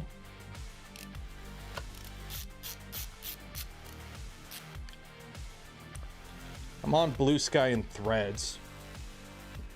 It's funny, I fired up my Blue Sky account like a week or two ago just to see, and everyone I follow on there, the last time somebody posted was like 2 months ago. I'm like, yep. That's why I'm not on there. The only open one. Here's the thing, I don't want an open one. I want the one where everyone's on. What's the point of being on a social media microblogging site that I use to get, you know, interact with my audience at large, and also use it as a chance to like interact with people I normally can't? You know, got to get those connections. So what's the point of using it if nobody's on it? Just like Linux is still live, Mastodon will be here in 10 years. Yeah, with 1% of the audience.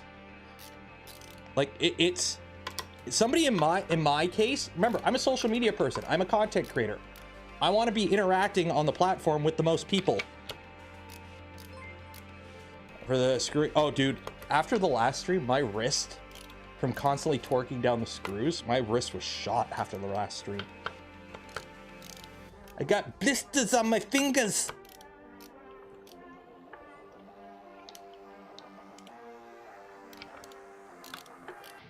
Remember forums?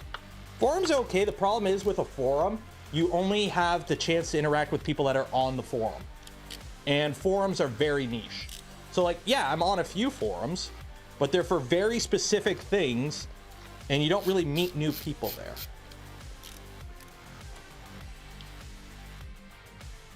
Like you don't get to grow the audience. The thing I like about Twitter is I post something, anyone on the platform has a chance to see it. Now, granted, most of the platform is bots now, but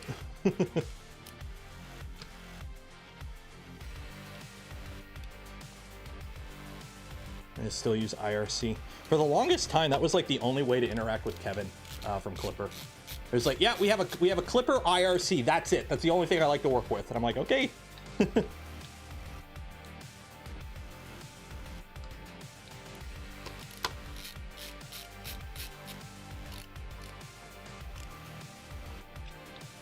IRC is still live. I know it is. I mean, people still use BBSs, don't they?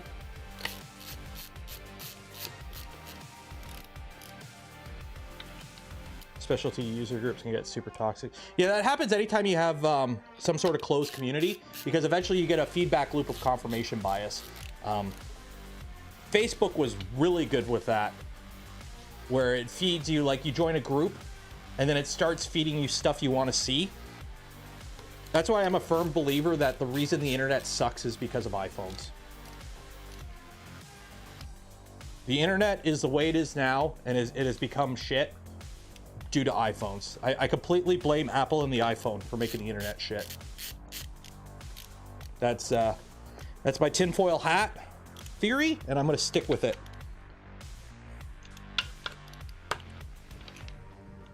The internet was good before once the iPhone came out, the internet, that was it for the end of the good old internet as we knew it. I want my albino black sheep back. I mean, technically it's still around, but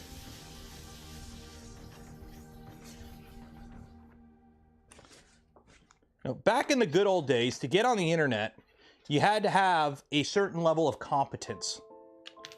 Getting on the internet back in the good old days, you had to have a base level of skills and common sense to use a normal computer, to use a web browser, to search for things. Like, you didn't have to be a nerd, but you had to have your ducks in an order, kind of, to understand the internet.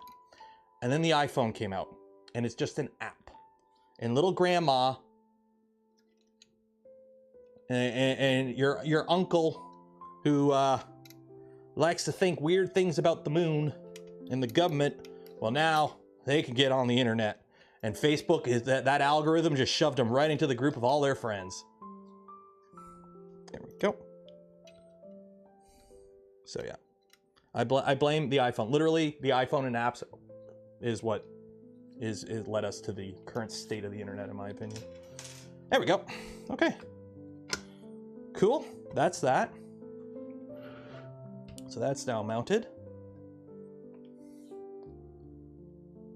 In-law has issues pushing the correct button. Yeah, and she's on a Facebook group ranting about something she really shouldn't be.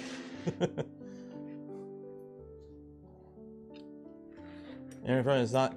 No, but I'm blaming iPhones because they were the ones who started the trend. Like, yeah, I use Android phones. Android phones are the same, but it's the iPhone that got the thing rolling. Okay. Turn you back on. It says we got to put two 608ZZs. Or, yeah, two 608ZZs. And then two of the M2.5 heat sets. And then two more, or one more 608ZZ. So I blame corporate abuse. Oh, corporate abuse has always been there. I love the thing now where companies like Reddit, where companies are getting rich and people are getting rich and whatnot off of doing nothing but just owning the platform. It's like Reddit doesn't make any content. It's just Reddit. You go to Reddit and people post their content and they make money off of you. They don't even moderate their own site. They have people moderate it for them. Unpaid moderators.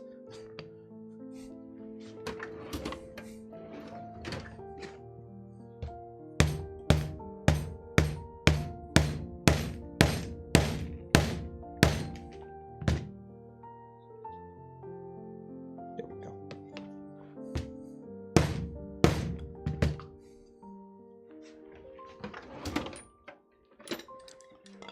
Not quite it. Data to an AI company. Oh, anything you do on the internet's being tracked now. Anything you do on the internet nowadays is being harvested for data. Welcome to the internet.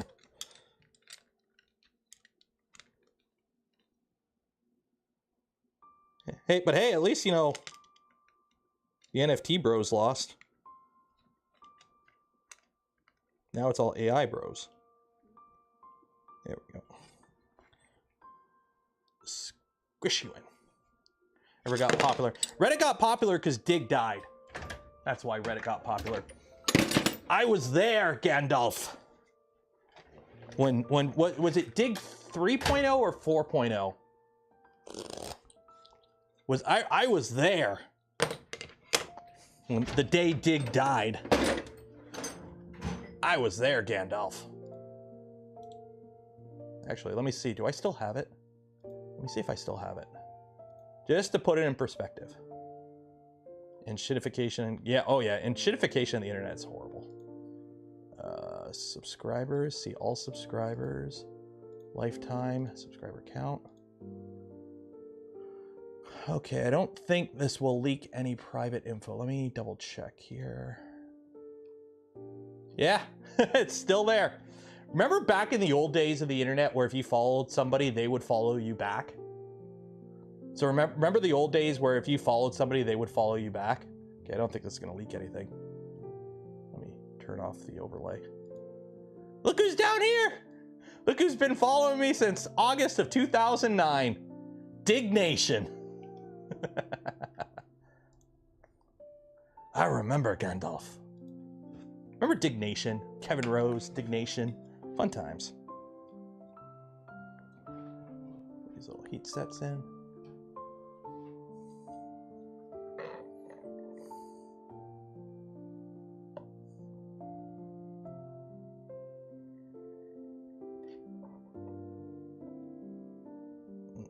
These don't fit. There we go.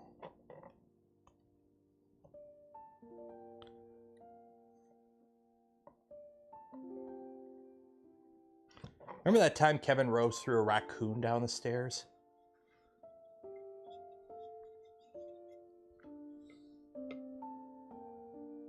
That was funny. Need to go look. Star Siege Tribes, dude. It's all about Helldivers now.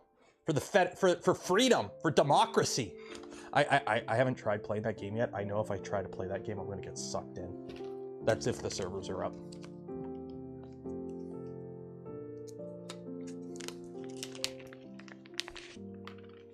Okay.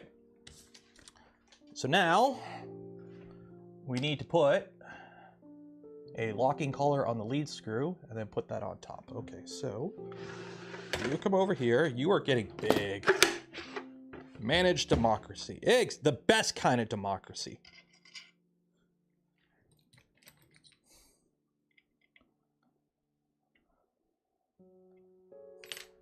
Yeah, I really want to try Hell Divers, but I just know if I get into that, ooh, that was bad. Don't slide that up. Okay, line you back up. Okay, so you go down. I gotta drill up a hole in here.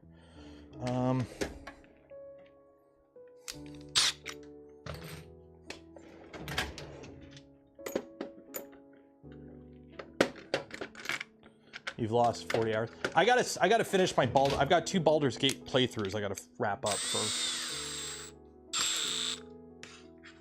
Okay, drill these out.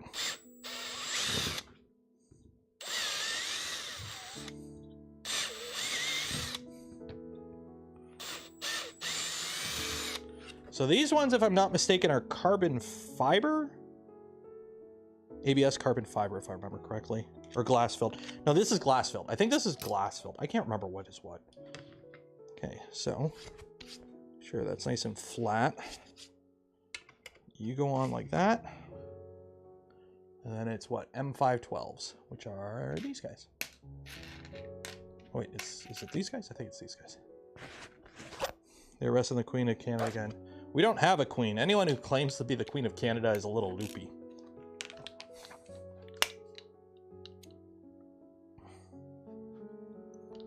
And I think I know who you're referring to. Because she is a little loopy. My brother lives in Ottawa and had to deal with all that. That sucked. He hated it. And then, you know, the fact that my wife was out of the job for a week because they had to shut down the border because of the other ones down here dealing with doing that stupid thing. Yeah, great way to get support, guys.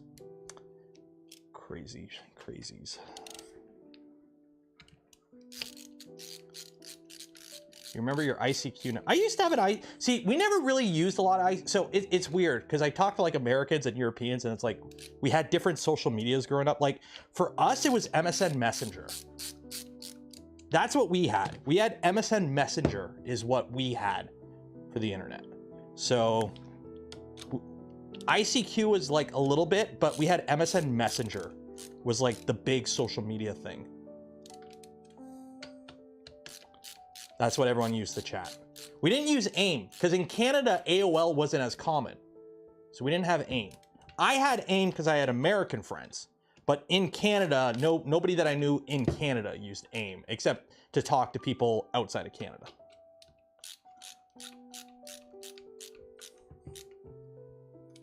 And then I think Facebook Messenger came around, or yeah, Facebook Messenger kind of took over for that.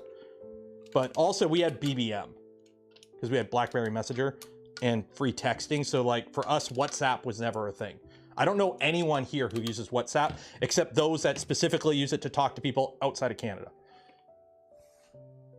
Okay, so we put that on. Oh, and then we got to fasten the GT2 pulley on top of the lead screw. Okay. Okay, so I'm assuming we got to do this. So let's get this set up. Where did I put my... That ain't right. Okay, so we gotta push you down. So push you down, push you up.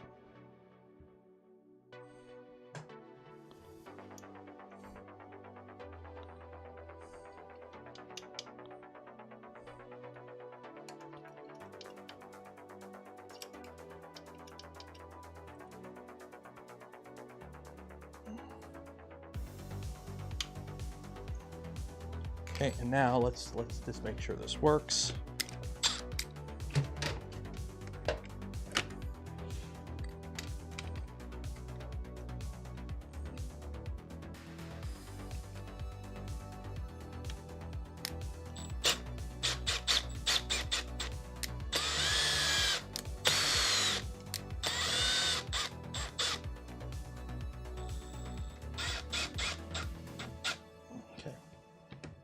grease on that.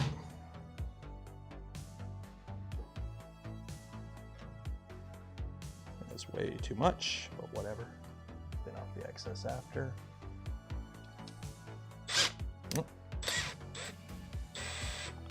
Well, I goofed. Went the wrong way.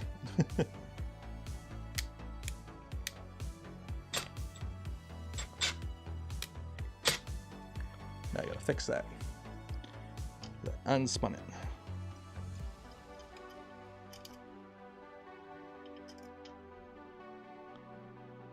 There we go.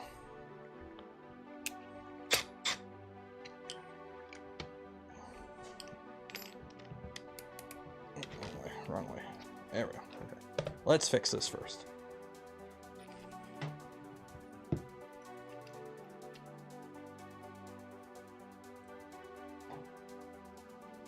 There we go.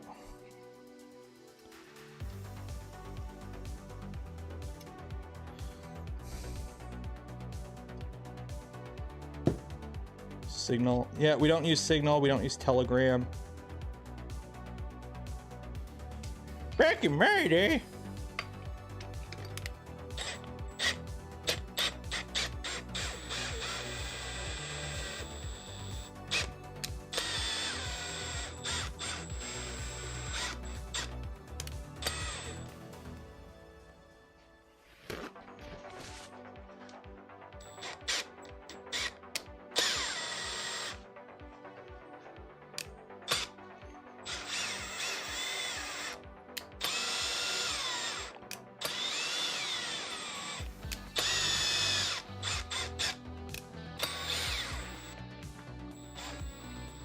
There we go.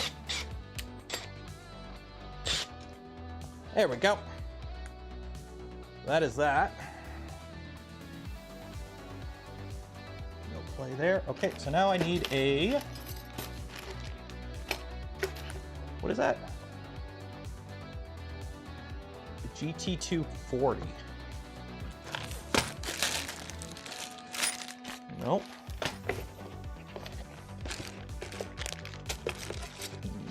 Nope.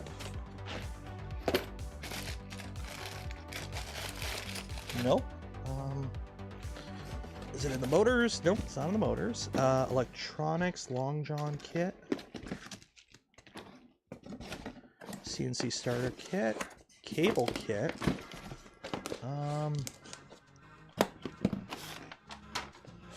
Uh-oh.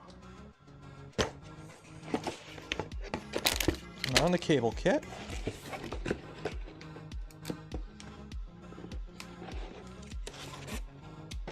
CNC starter kit for whatever reason. Nope.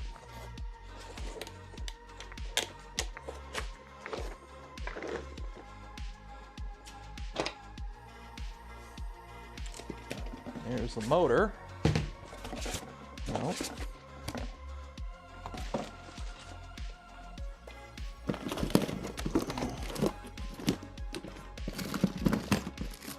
Nope, nope, nope, nope.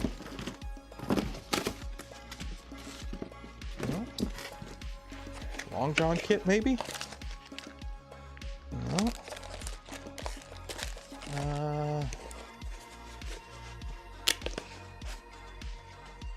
If linear radios were wider, I assume more structural rigidity. I was watching something the other day. Oh. It depends. Like this is this wide because that's how wide it needs to be. Chunky E-stop. Yeah. I might be missing that.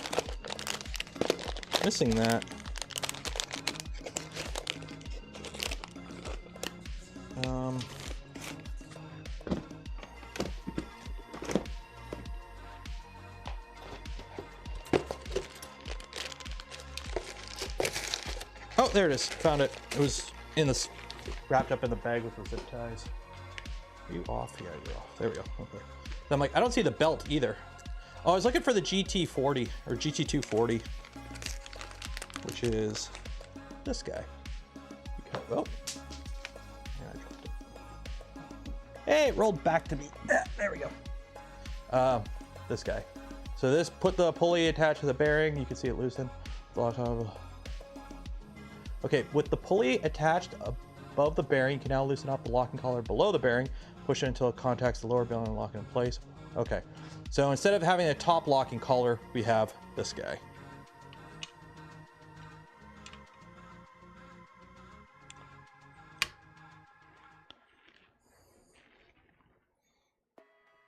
Okay.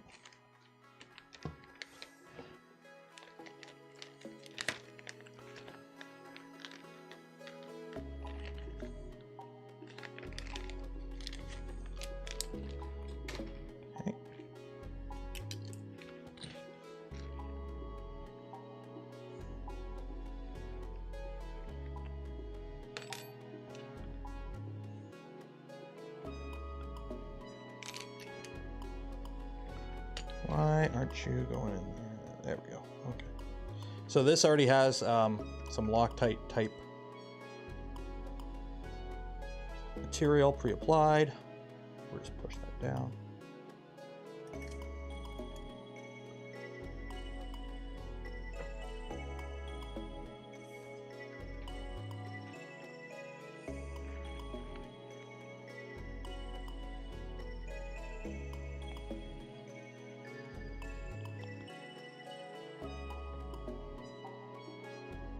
You don't need a top locking collar. Well, we got this one here, we got that one there, and then we got this one. Just following the manual. Remember to keep the body moist. What?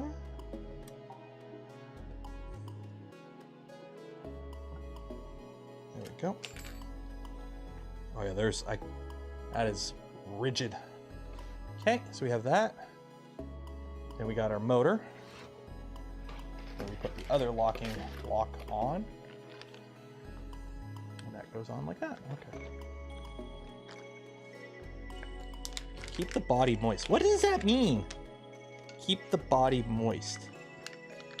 Like, am I that old lady from the last human from Doctor Who? Is that what you're referring to?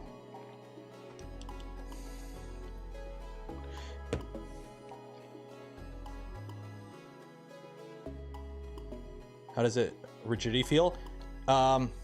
Stiff.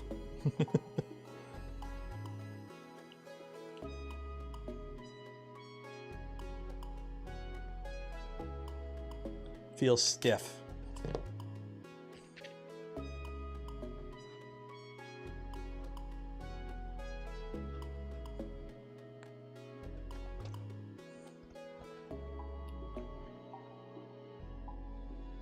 Rubs the lotion on the skin.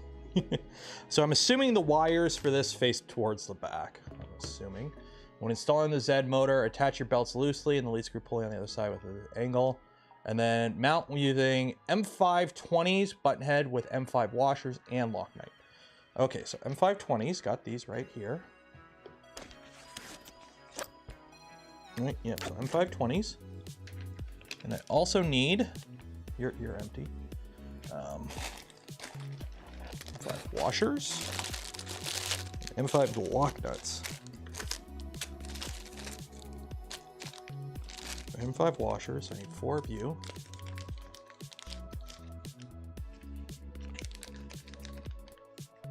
One, 2, 3, 4 of you. And then M5 lock nuts. That is something I haven't seen.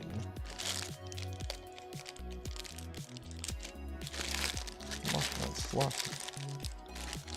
And where are the lock nuts? Did I already take them out and put them somewhere? Because I don't see M5 lock nuts. Yeah, I don't have M5 lock nuts. Did I already take them out and put them somewhere? I don't see them there. And yeah, okay, I don't have M5 lock nuts. I do not have M5 lock nuts. Got a lot of T-nuts, but no M5 lock nuts. So in that case, oh wait, no, I do have them. I do have them. They fell out the box. There we go. I do have them. There we go. Okay. So, it's over here so you guys can see.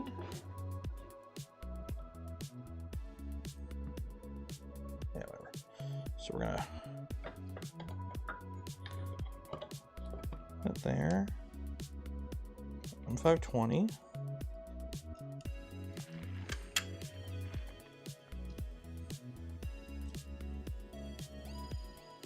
And a washer. Okay.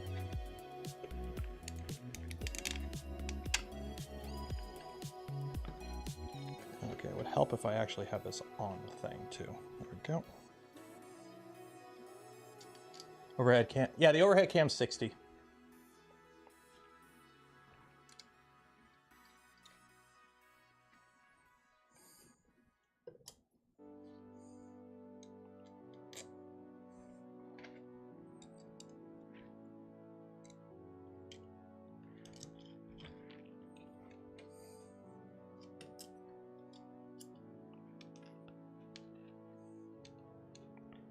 There we go. So actually, I'm breaking the rule that you're not supposed to do in photography, video making. This camera, yeah, you would think, you know, I'm uploading at 60 FPS. I'm uploading to YouTube at 60 FPS, so I have a higher bit rate. You know, the overhead camera is 60. The GoPro or the webcam is 60. So guess what frame rate this camera is? Guess what the frame rate that camera is? The answer may shock you.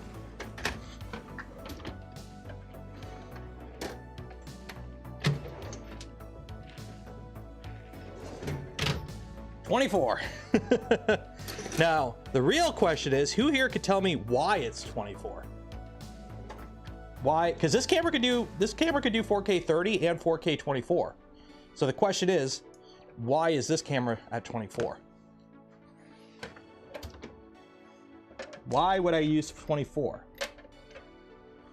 Not syncing. If anything, I should be at 30. So it has the least amount of, you know, because then it just doubles the frame instead of like the weird, it has to interpolate right now. So why would I use 24 over 30? Remember, it's a Sony camera too. I'm gonna find a bit for this.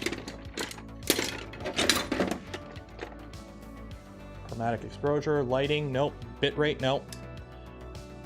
Sensor cooler, nope. Nope. It's cropping. The sensor on a Sony A6300, well, in most Sonys, if you want to do 4K 30, there's a there's already a crop with 4K, and then there's an additional crop with 4K 30. So if I were to make it 4K 30, it would drop it into probably about here and here. It would actually crop it in. And I'm running a Sigma 16 for a reason, put it that way. I can't find a bit that'll fit these. I gotta have a bit that'll fit these. Big, 7 mil. It's 8 mil. I gotta find an 8 mil. Do I have an 8 mil? I don't know if I have an 8 mil. 9. I'm not saying no, I only have 9s.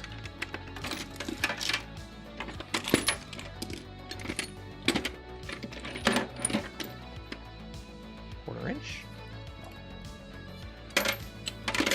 I gotta go dig in the bucket.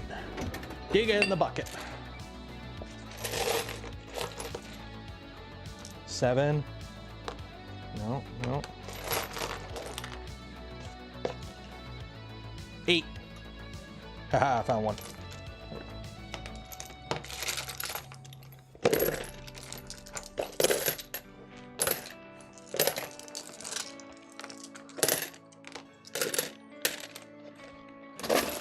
There we go. But yeah, that's why I run 24 frames, because it doesn't crop in as much. Ooh. Okay, somehow I found a 0.8 nozzle. I found a CHT nozzle. Cool. I have no idea where this came from. Okay, so you go in there. Let's get these kind of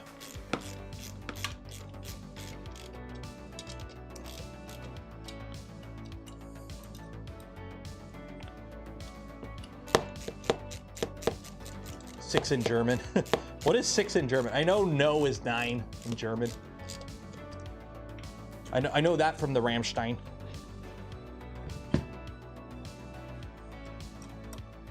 And the Cookie Monster toy. Sex. You said sex.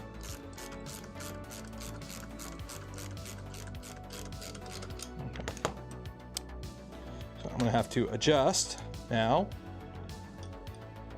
our belt. So this lines up. Oh geez, there is a decent amount of tension here. Okay.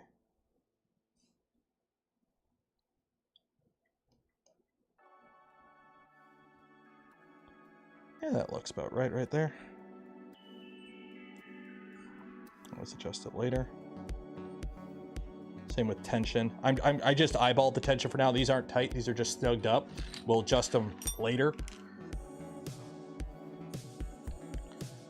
Okay, so we don't have this because we got the FMJ. So we could basically skip all that. That's there. Oh yeah, there was separate instructions for the FMJ, but we... Okay, so now we attach this to the Y-axis. Okay, let me make some room here.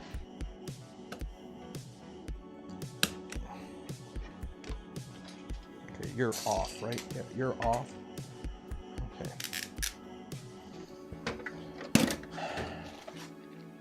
Now comes the part where we go, in terms of room, we have no room. Okay. You go there, you go there. You can move up here. Oops.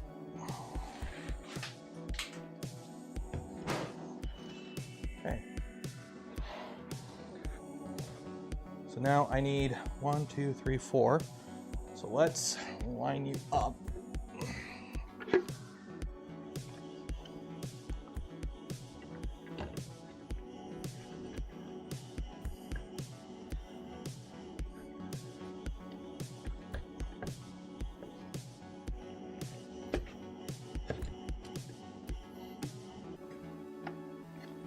Okay, so that goes there.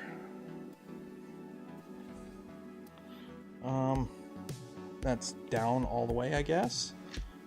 Let's mark these up so I can get the T-nuts in here.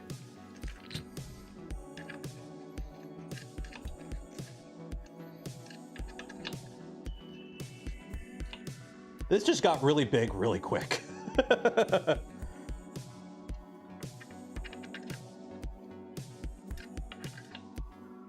This just got really big really quick.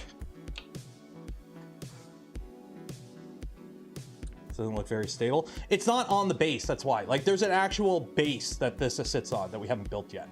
So even then, yeah, this isn't stable. This actually sits on something.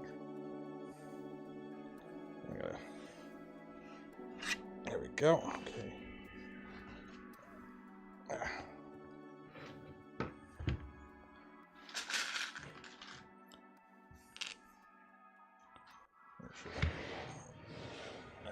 So now I gotta put you guys in.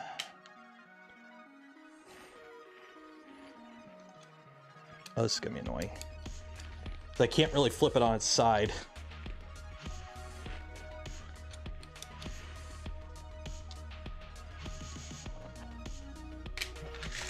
Yeah, it's starting to show its weight here.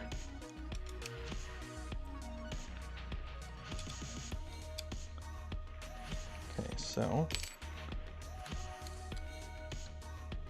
you go there, you go there, you go there, and you go right there.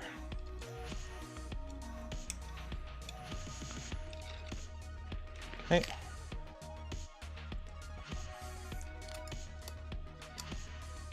Trying to line this up for the camera would be a pain, so I'm just putting in the 4 T-nuts that hold it in right now. Oh, you're bad, T-nut. You got no ball.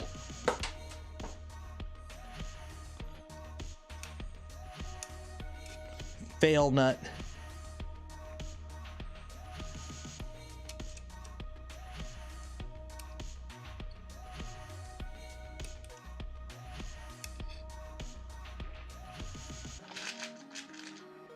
There we go. What time are we at anyways? So just so you guys know, we got like 50 minutes left. So if you haven't entered yet for your chance to win some Polymaker filament or a CNC starter kit from LDOmotors, you might want to hurry up and do that now. Link in the video description while you're down there. Don't forget to like that smash button, subscribe to the channel if you're not subscribed, so you don't miss out cool stuff like this in the future. And then also, don't forget to check out the links down while you're down there. Affiliate links don't cost you anything extra and go a long way in supporting the channel. Yeah. There we go. So the thing is, let's see if I can pop this up.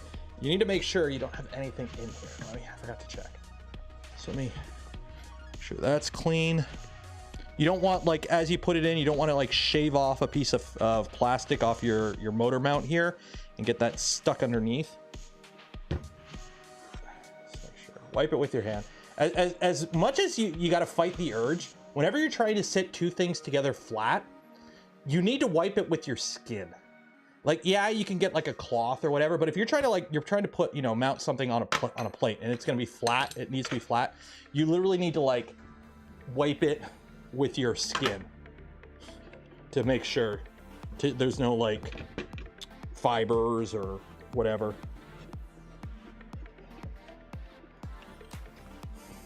I think that's that.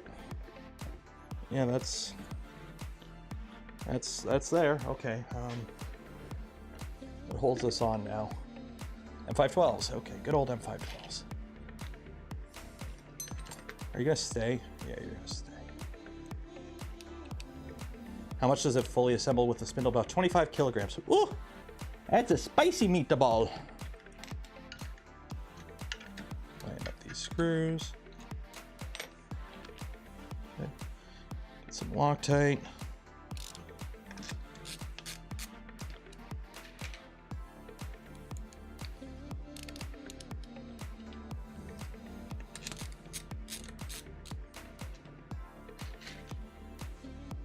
One set of T45 power armor. I got to get back on working on that. I haven't been able to work on it because I got no room to make a mess.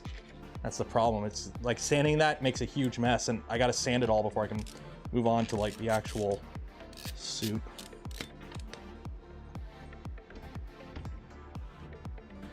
Okay. I'm just gonna push it down with my hands while I get these.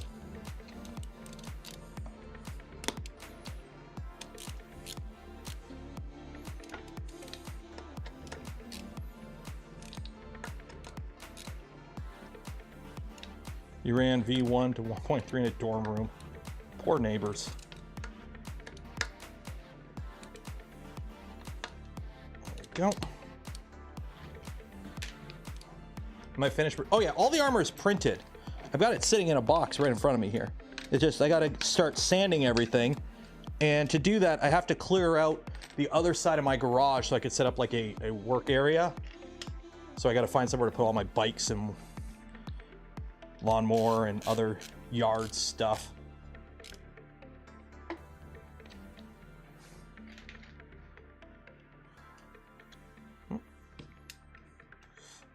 Linus, you told me the bits wouldn't come out of the screwdriver, yet they keep coming out of the screwdriver. So lighter than the Magneto X? Yeah, it is lighter than a Magneto X.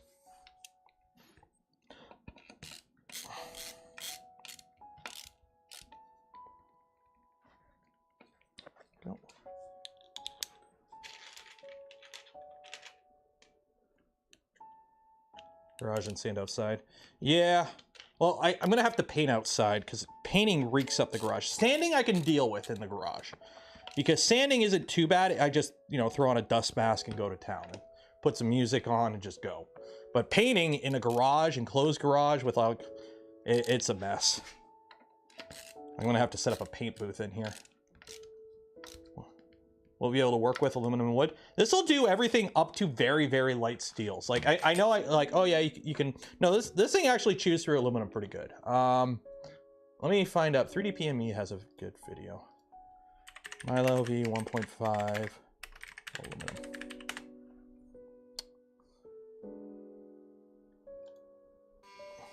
Yeah, like Like that's doing a pretty decent depth of cut there. I don't know how exactly, like you're chip loading the carbide by quite a bit in terms of like vertical depth, but I don't know how much the step over is. So it's got pretty good depth of cut. I just don't know what the step over is there. Okay, so we obviously don't use this. It's funny, the printed one uses more bolts to hold it together. Why doesn't this, since I got, who here? Yeah, is that Jake? I think Jake's. How come the plate for the FMJ, how come it only goes down to this row? How come it doesn't like connect to both rows of the Y extrusion? How come it only connects like the top? You think it would connect the top and the bottom for more rigidity. Is there a specific reason why it doesn't connect down to this bottom row on the extrusion too? Like it only connects at the top. It just, you know, you'd think you'd have more screws holding the whole thing to the frame instead of like just holding it together. There's only like 8 screws that hold the vertical on.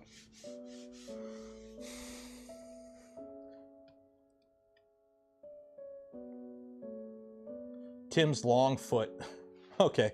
Yeah, so this just mounts in there. Oh, and there's some in the back I gotta put in. Oh, okay, this is gonna be fun. Shoot, okay, let me see here. Okay, I can't put this on its side. Yeah, so I gotta put 2, okay, so there's 2 that come in from the back. In 512, so I gotta get this here. Lock you in place. Don't lock you in place. Slide you down and hope I line it up. Yeah.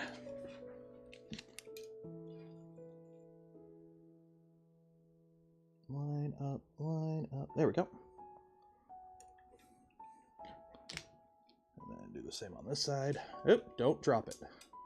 I don't know if it can come out the bottom. Line up, line up. There we go. Okay. Yeah. We're all getting old. This sucks. Okay, so I got a question for y'all.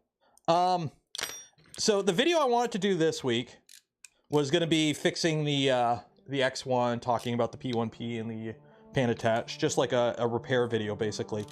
But unfortunately, with me being unable to actually edit properly, I really don't want to do a full video and edit it like without my speed editor.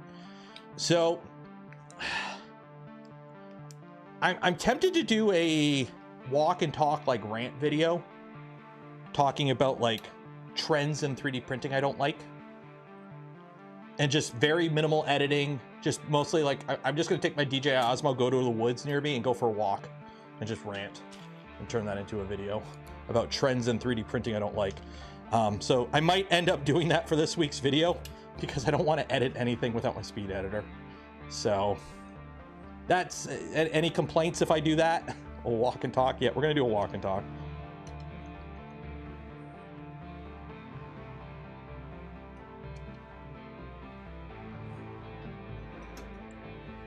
Well, we don't do those kind of rants. Yeah.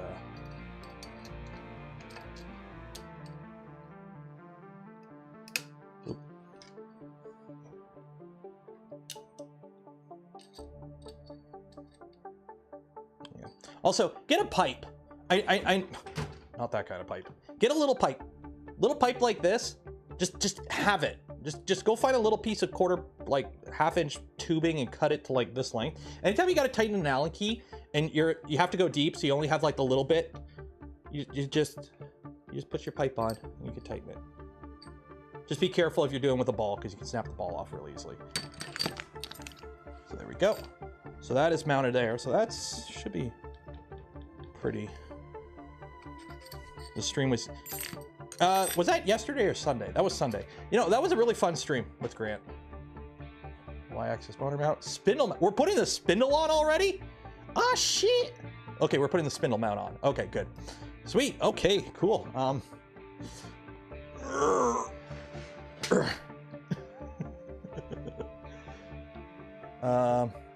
2 M3s and spindle mount B. Okay. Brief cake. Wait. M3 heat. Are you sure those are M3s? Those holes are way too big for M3s. Install M3 heat sets. Those holes are way too big for M3s. Yeah, those got to be M5s.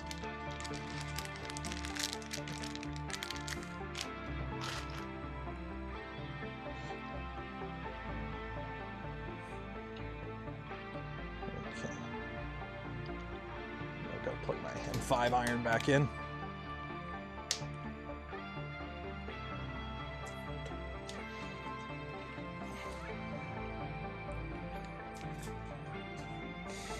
Okay, we gotta wait for that to heat up.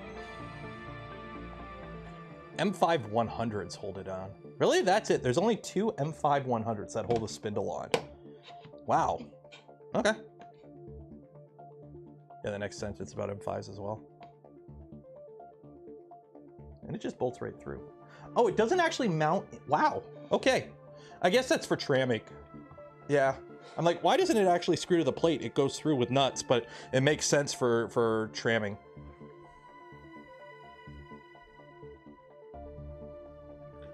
Wait for this to heat up. What do you use to control the CNC? Whatever you wish, but the kit comes with RepRap. So a controller running RepRap firmware, which can do CNC.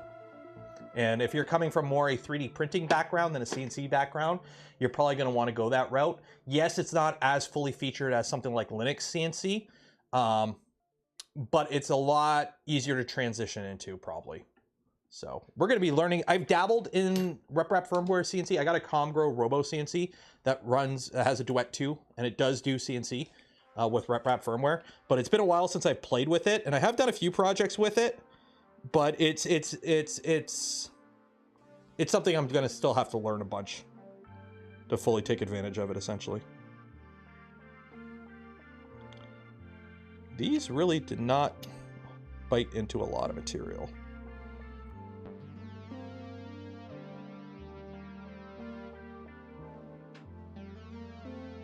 Go.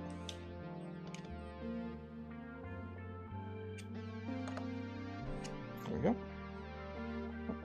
Likely left for work. That's good. That was really hot. Okay. M5 100s.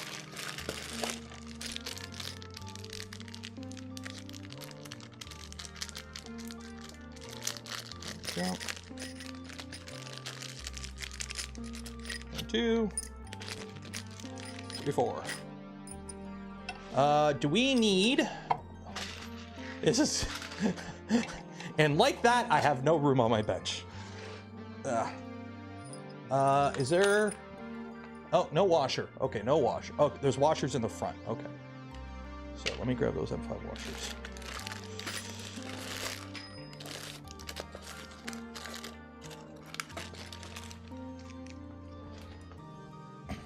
So M5 washer in the front.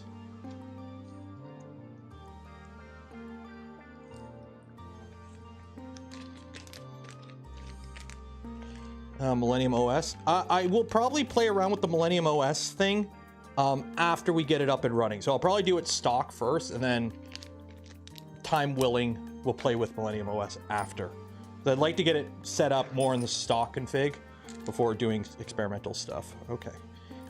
So that's one thing. I haven't printed the actual insert for this yet. Okay, so this... Oh, I gotta drill it out. Do I gotta drill this one out too? Nope, that one's good. Actually, I might have to drill it out anyways. Yeah, I might have to drill these out.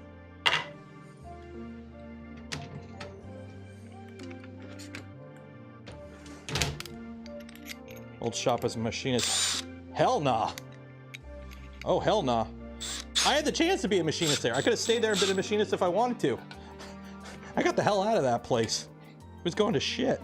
It has gone to shit.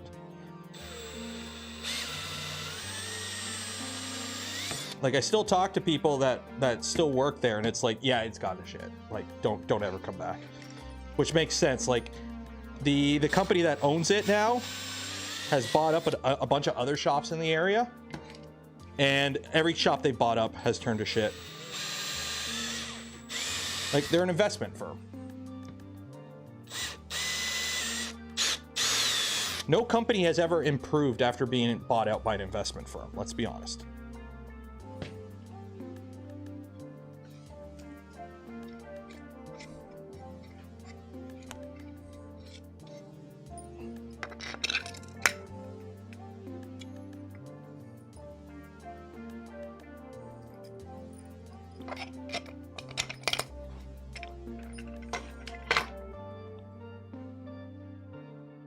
Goals, pump and dump. Exactly. You buy it. The first thing you have to do is cut a bunch of everything because you got to make back your money that you used to buy the company first. So first thing you do is cut all the fun benefits. So we used to have pizza days. We used to have profit sharing. We used to have all kinds of cool stuff. Bonuses, raises. Yeah, that all went away. And they were lucky because they bought it just like, they bought us out like a year or two before COVID. So they just blamed all the cuts on COVID. And they're like, it's only temporary. And it's like, hey, COVID's winding down. Is, you know, profit sharing coming back and pizza days coming back? No? Oh, okay. Is this going to fit through? That might not fit through. We'll make it work.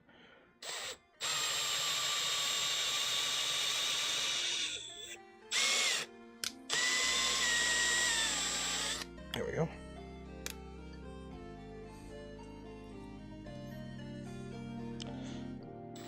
Considering this is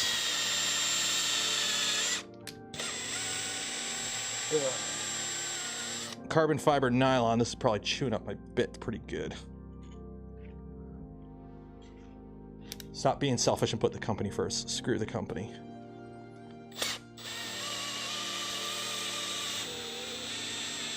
I worked with people like that. You know what it got them? Because they didn't complain, they didn't get anything. And because they just shut up and did their job, they got more work to do.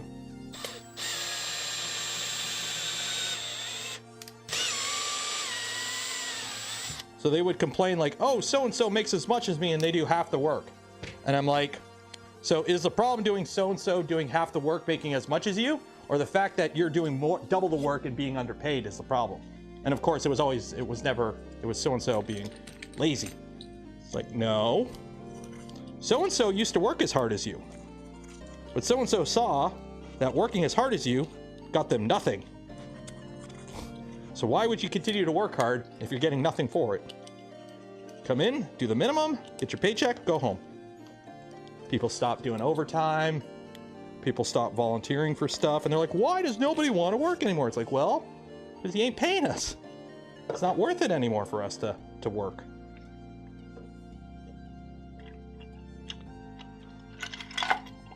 There we go.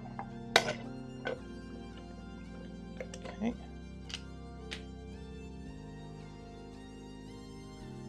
Work smarter, not harder. Yeah, and if you don't get compensating for working harder, don't work harder. Don't let them take advantage of you. That's what the boomer generation does. They just, you know, take advantage. There we go. We ruined everything for everyone. Retirement? What's that? You don't need to retire. Okay, now the fun part is getting these M5s on the back of this.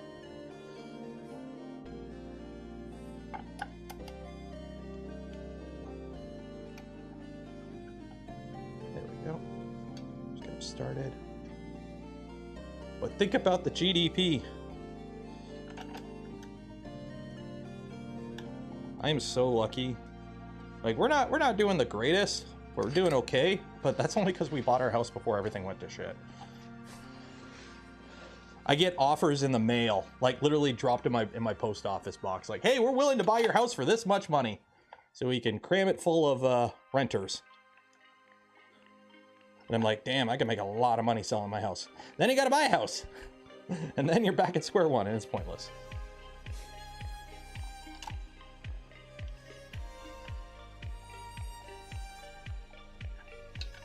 You saw the Carvera tool changer? This can do a tool changer. The problem with the Carvera, I was looking at the Carvera too. I got nothing against the Carvera. For some people, the Carvera is probably a great option. But the downside with the Carvera is one, it only has like a 200 watt spindle. So yeah, you can't go watch like Winston Moy. You can do quite a bit with some pretty, you know, not beefy machines. I gotta find an Allen key. Or do I have any wrenches out here? I think my wrenches are inside. My wrenches are inside, I think. My wrench is inside. I think my wrenches are inside. Maybe an 8mm wrench. 8mm wrench. What's the closest? 3/8. 6mm. 3/8. Is 3/8 close to 8? It's got 8 in it. Dang it. All my wrenches out here are inch. Yeah, my wrenches are inside. What's the closest to 8mm? 5/16? Hey, 5/16 will work. That'll work. I have an 8mm socket, but I don't have room to get the 8mm socket in. Will that fit? It does, yay. Okay.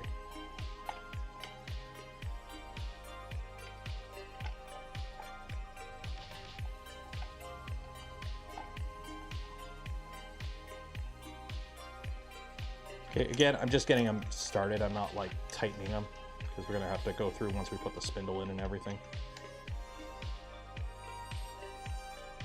Trades a lot of features for being able to do it. Yeah, that's also another thing. It's more of a, it is designed as a CNC. So I don't think you can do 3D printing on it. It might have a laser tool head, and it also has force axis. But every time I see people using it, it's to like do really small like things. It also doesn't have a big volume. Especially Zed's pretty wimpy. Like, I was looking into trying to reach out to see if they would send me one to show off on the channel and whatnot. Because that's the kind of CNC I would like, is something small and compact. That's why I'm not building a router. I had a bunch of people like, why don't you do a print NC or even an MP CNC or something like that? It's like, I don't have room for a full like router type setup. It's like, yeah, this is big. This takes up 1 meter on the left and right, but front to back, it's only this big. So this fits on a normal a bench. Like, I can leave it on a bench. It'll take up a lot of room on the X and Y, but not a lot in the, or correction, it'll take up a lot of room on the X, but not so much in the Y compared to like a router. So that's why I was like following this project more than like Print NC and other CNC type projects, is because this one is a little bit more practical to the type of work I may do on it. My work bee is yeah, that's the thing. Like, I don't have half a meter sticking out from the wall plus what you would need behind it. There we go.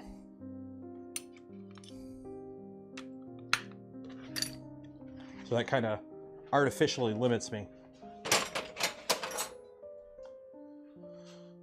Install spindle mount. Okay, so we've done that. So there's no washer on the back. It just, yeah, just nylock. Okay. Insert the logo. I gotta print the logo. Okay, cable management continued. So we're not doing cable management yet. I'm not screwing anything cable management on. I'll do that all at once. And the drag chain. And that's it. Table assembly. See, you can see it sits on this table. So we have half an hour here. How many bolts is this? Oh, that's a lot. Yeah. I think this is a good spot to call it, because we'll do this tomorrow. Yeah. Or next Tuesday. There we go. I think this is a good spot to call it.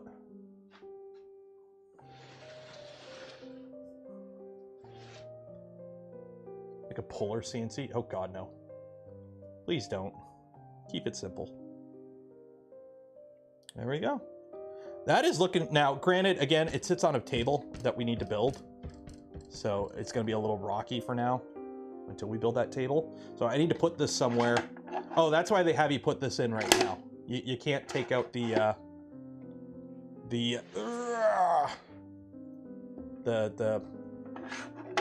you can't take it out. Why? Okay, how come you guys didn't put a screw in it to hold it down? I know you're gonna fill it with weight, but you think there would be like one tapped, I'm gonna drill a hole and put a tapped hole in here just so I can lock this in so it doesn't do that.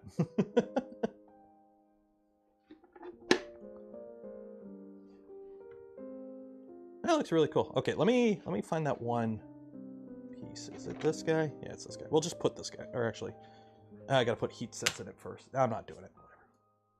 That just goes like that. Yeah, that goes like that and loops down. Yeah. I'll do all the wiring stuff at once. That way I can do all the heat sets and everything. Is this a good machine to build for only machining aluminum and maybe some steel?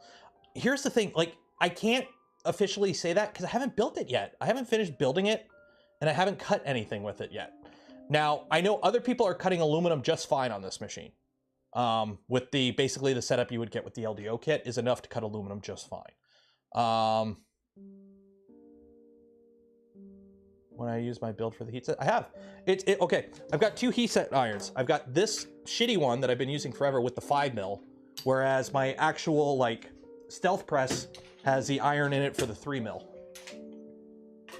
So that way I don't have to change tips when they're hot. That's why I have 2 separate ones. My patience is extra, no way you can wait till next week. Well, I kind of have to. If I rush through this, then I have nothing to do. You have to space it out. Because this Friday is, for those wondering, this Friday we are starting the Prusa Mark 3.5 upgrade build. So that will be this Friday. And then Saturday, I don't know what we're doing yet. Probably faffing about with one of the Vorons, putting a Leviathan in it. But I also don't want to be doing this build. I can't do this build on the Saturday night because the Millennium Machine team, who Jake is the leader of, and he's here in chat with the Millennium Machine YouTube channel, they live in England. It's EP time for them on my Saturday stream. So the zinc, I gotta print all the parts for the zinc still. Are you gonna make aluminum AB motor mounts? There is a mod for this because this is fully printed. So this holds your spindle, it's fully printed. There is a mod that basically you machine some aluminum brackets to hold the spindle. That will probably be one of the first things we do. Is once I get this up and running, you know, take a chunk of aluminum, throw it on the bed, and machine out some, what's the raw stock you need for that, by the way? If anyone has a link to that mod, can you post it in the Discord? Because I've got this random chunk of aluminum. I've got a few random chunks of aluminum that I can use. Hearts of iron.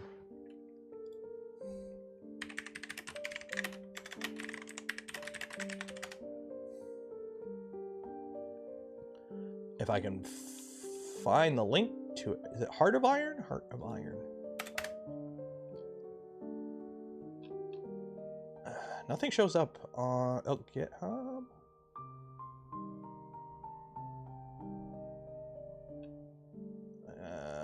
Where would the mod be? GitHub user mod. I'm on the GitHub. Where's user mods?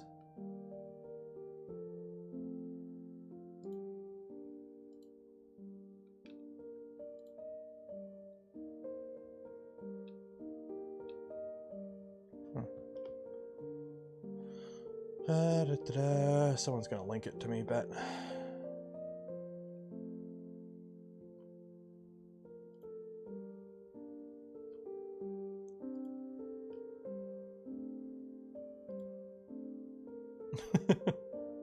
Yeah, I don't see it. Oh, whatever. I can't find it. Separate reso. Oh, okay. Milo user mods.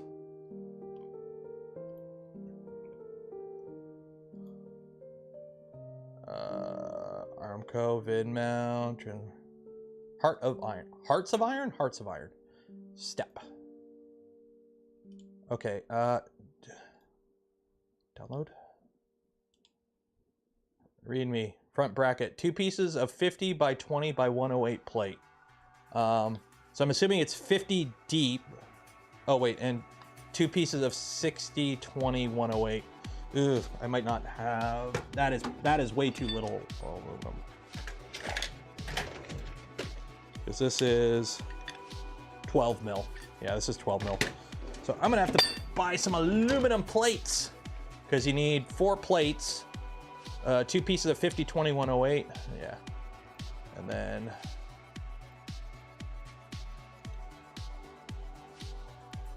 open with, do I have Fusion on here?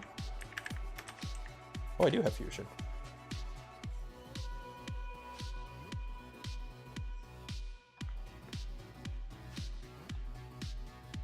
I could do printer beds on here now. So here's the cool thing. So you are, the the machining volume on this isn't as big as something like a, like an MP-CNC or pretty much any other type of router, okay? The advantage you have though, is you could just hang shit off this.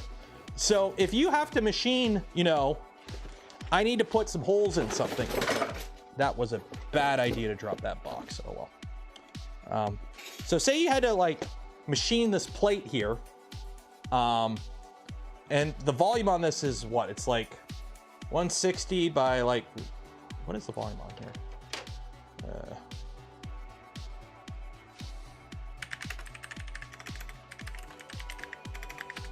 Where is it? LDO documentation. Where is it? Yeah, so you have 340. So it's 340 millimeters on the X, 160 on the Y, and 120 on the Z. So obviously this is bigger than that, but you could just, you know, have it hang off the front just fine. You could have it hang out to whatever, as long as you got enough support.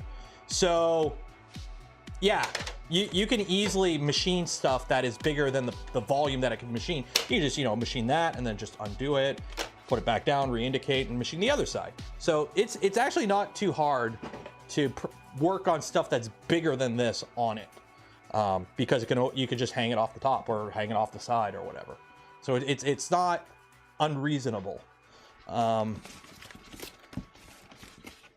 of me really wants to put this in right now, but oh, that's a lot of weight. Yeah, I'm not putting it in because of the weight, but beefcake. Beefcake! I gotta put the little knobs on it so I can turn it around too. Wonder if you can mill a bed while heated to get even more flat. That would be no, because you would not be able to do that in one op. You could do a V0 bed at most. And even then, do not be cutting stuff plugged into mains, please. Don't be cutting electrified stuff, please. Also, I should probably print, what color should I print this insert in? What would be a good color to print the insert in? That would contrast good with this blue. Because it's like black is the normal color. I don't want to do black. Yellow, orange. Orange would be, ooh, orange. Do I have orange out here? I do have orange. I could do orange. I could do orange. Orange, yeah, I'll print it in orange then. Put some like, I think I got orange PETG. Load that in the Prusa and do that. Yeah, yeah, we'll do orange. Yeah. So this is looking pretty cool. I do have a gap in there. Shit. I do have a little gap. Oh well. The question is, how trammed out is it? I won't know how trammed out it is until it's all built. Backlight it. Actually, there is enough meat there. You could put like 2 LEDs coming in from the side and backlight it. You could backlight it. But I don't do that. I don't like putting LED extra stuff in tool heads that could potentially break. So.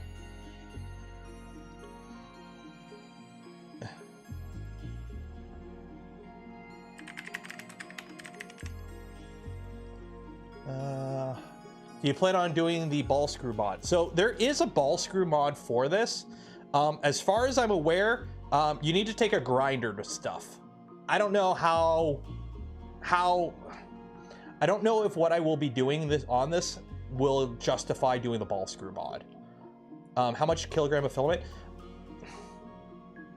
If you're printing this, if you're printing parts for this, if you're wondering what to get, 2 kilograms of black, 1 kilogram of whatever accent color. That's more than enough to print everything you need, plus a few reprints if you screw something up. Remember, there's actually not a lot of printed parts for this, but you're printing this at like 6 walls, 6 top, 6 bottom, 40% infill. Like you're printing these parts dense. So what's the cost? Link in the description for kits. It depends on where you're buying it from, through which LDO reseller. But I believe it's like 1,500 for it without the spindle. There are small enough ball screws, but they add about 400 to the machine. Yeah, so that's the thing. Like, is $400 worth the incremental improvement? Like, it really depends. Like, here's the thing, if you're doing one-off stuff, probably not. The only time you would probably make sense to go ball screws is if you're doing mass production. Like, you need to be repeatable, repeatedly, consistently, and just like cut something, take out the thing, put new raw stock in the jig, hit cut again. Like ball screws would make a bit more sense there. But if you're just doing like single one-off products where you can adjust stuff as you go, lead screws probably make a bit more sense. It just depends. Ball screws will last longer. They're easier to maintain. They are more accurate. There's less backlash. It is a better system. But in this case, is it worth the $400 US? Or are you talking 400 quid? Like, oh, USD, yeah. So, dirt is an issue. So my plan for this, the X is pretty covered. The X is pretty covered because the X is under here. So you don't really have to worry about chips getting into the X. Same with the Z, you will get some chip buildup in here. That's not too bad. It's the Y. And what I'm probably gonna do is just get, you can, like, if you've ever seen a Bridgeport, they have those mats. It's like, you get like heavy duty canvas or something that won't catch fire from chips. And all you do is you just attach it like here and on the back and just let it like move, like bellows. You need bellows basically, just to cover that little bit and that little bit. Because there is room for bellows in this, I believe. Depends how far back it goes.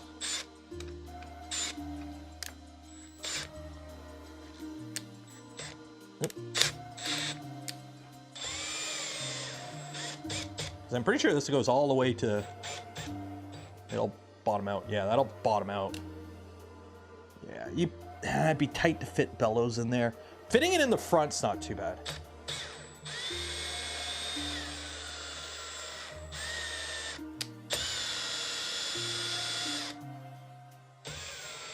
Yeah, fitting in the back would be a little hard, but having it in the front wouldn't be too bad. So, you could do it. Wouldn't be too hard. I mean, you could probably print something. But yeah, that's what you would do. You would just want something that would just cover it to prevent stuff from getting in there.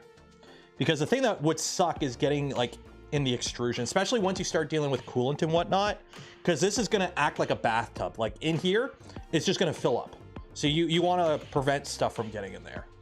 But like the Z's not too bad, and the Y is a non-issue because the Y is underneath. So having, you know, just having a, you know, a material just kind of hang off here that you could just bellows with. You just gotta be careful because of the end stop here. You can't block the end stop. Yeah, there's 2 giveaways today. We're doing the giveaway at 2 p.m. We're doing the giveaway, so you got 13 minutes. We got a spool of filament from Polymaker and a CNC starter kit from LDOmotors. So, yeah, it's starting to look like a machine. Look at it. It's gonna do the burr. Wait. I'll make it look even better. Where'd I put it? Oh, there we go. Oh wow, they really wrapped that up. Where'd I put my knife? It's in the pocket? Oh, no, here it is. Thought it was a filament. There's 2. There's a filament giveaway and there's a CNC starter kit giveaway.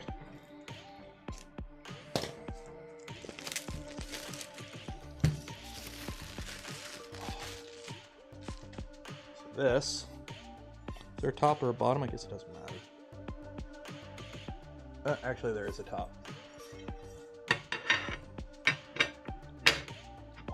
Look at that. Oh wow, that fits right in there. That fits right in there. There's barely a millimeter there. There we go. Oh yeah. Look how cool. Oh my god, that looks so good. This is coming right off because it's too heavy, but look at that. It's looking good. And then what we do, we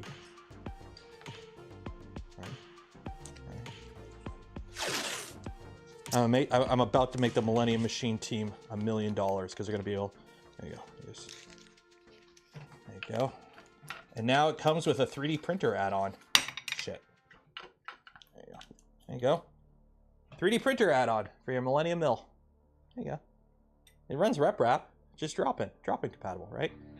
Or actually, what would be better? You have to print a whole spindle that this mounts into. So you print a dummy spindle that this mounts into. You just... I think, what is this from anyway? Oh, this is from the Prusa. When we did the Mark, or where we put a Revo in.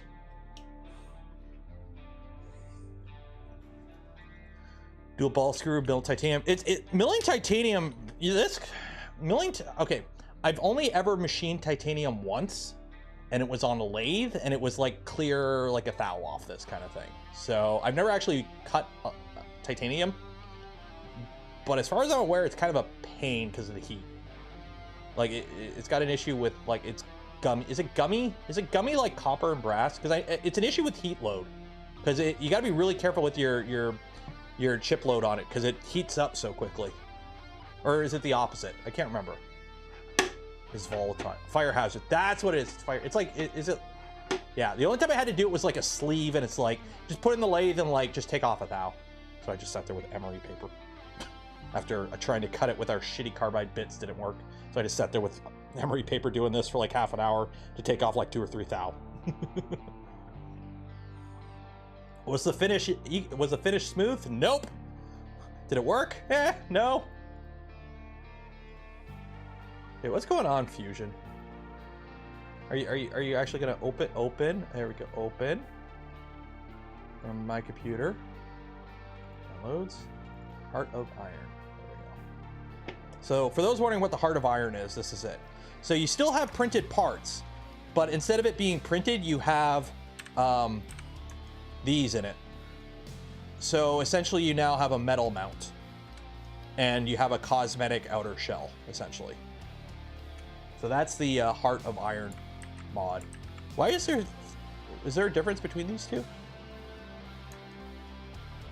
Is there, I don't, oh, this one's thicker. Yeah, this is thinner. Yeah, this is a thicker one, it looks like. Yeah, that one looks thicker. But yeah, that's what Spindle said. Oh, Spindle's, oh, that's right. Because you have the option between 65 and 80. Yeah, so this is a 65, this is the 80. So we got the 80, so it'd be this one.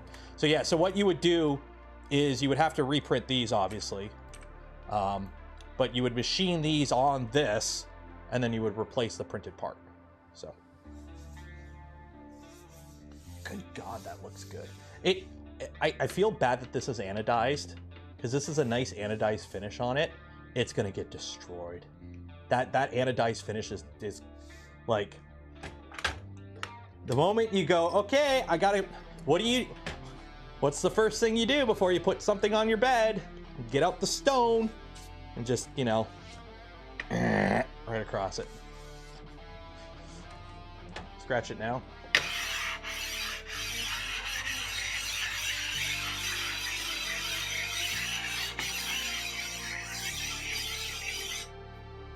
I mean, you're gonna be doing it anyways.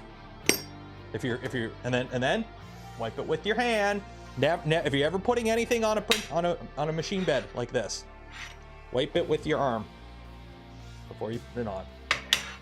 That way, it's nice and clean, and you don't have no grit, no fuzzies. Actually, that does. I'm gonna play shuffleboard. Get the cornmeal. We're gonna play some shuffleboard. I slide this across, throws off the weight balance, the whole thing just tips.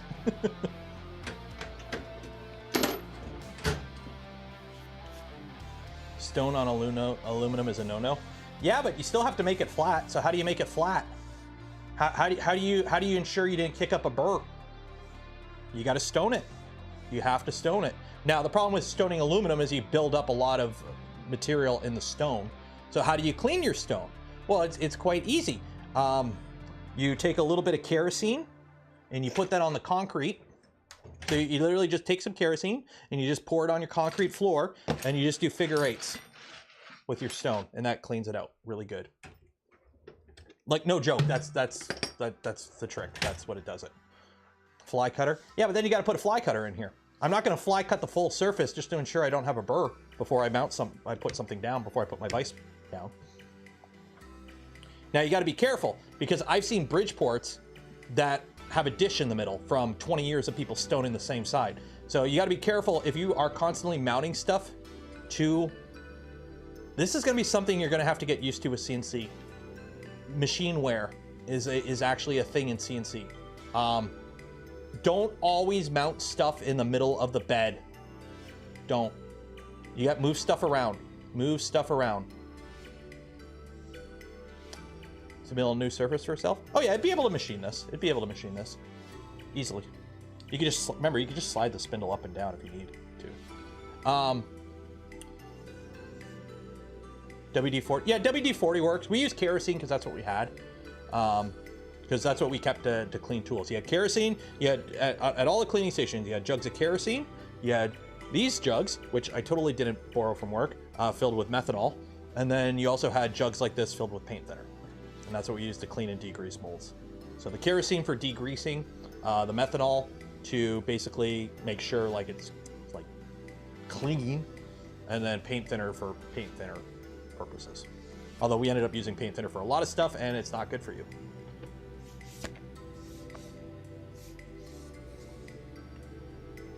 It's like wearing your PA. Yeah. So whenever you're working with, also you're gonna put more wear. If you're always machining in the same spot, you're putting more wear on your lead screws in that area too.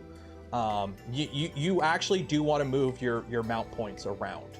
Now, obviously, you don't want to always machine in like you don't have to be crazy. You don't have to like machine here and the very next thing. Like just kind of shift stuff around occasionally.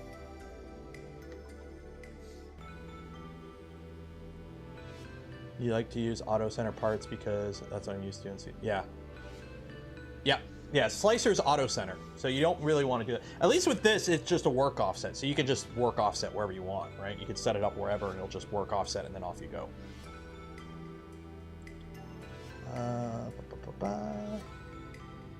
Fly cutter at 2400 rip 'em. I don't have any fly cutters, unfortunately.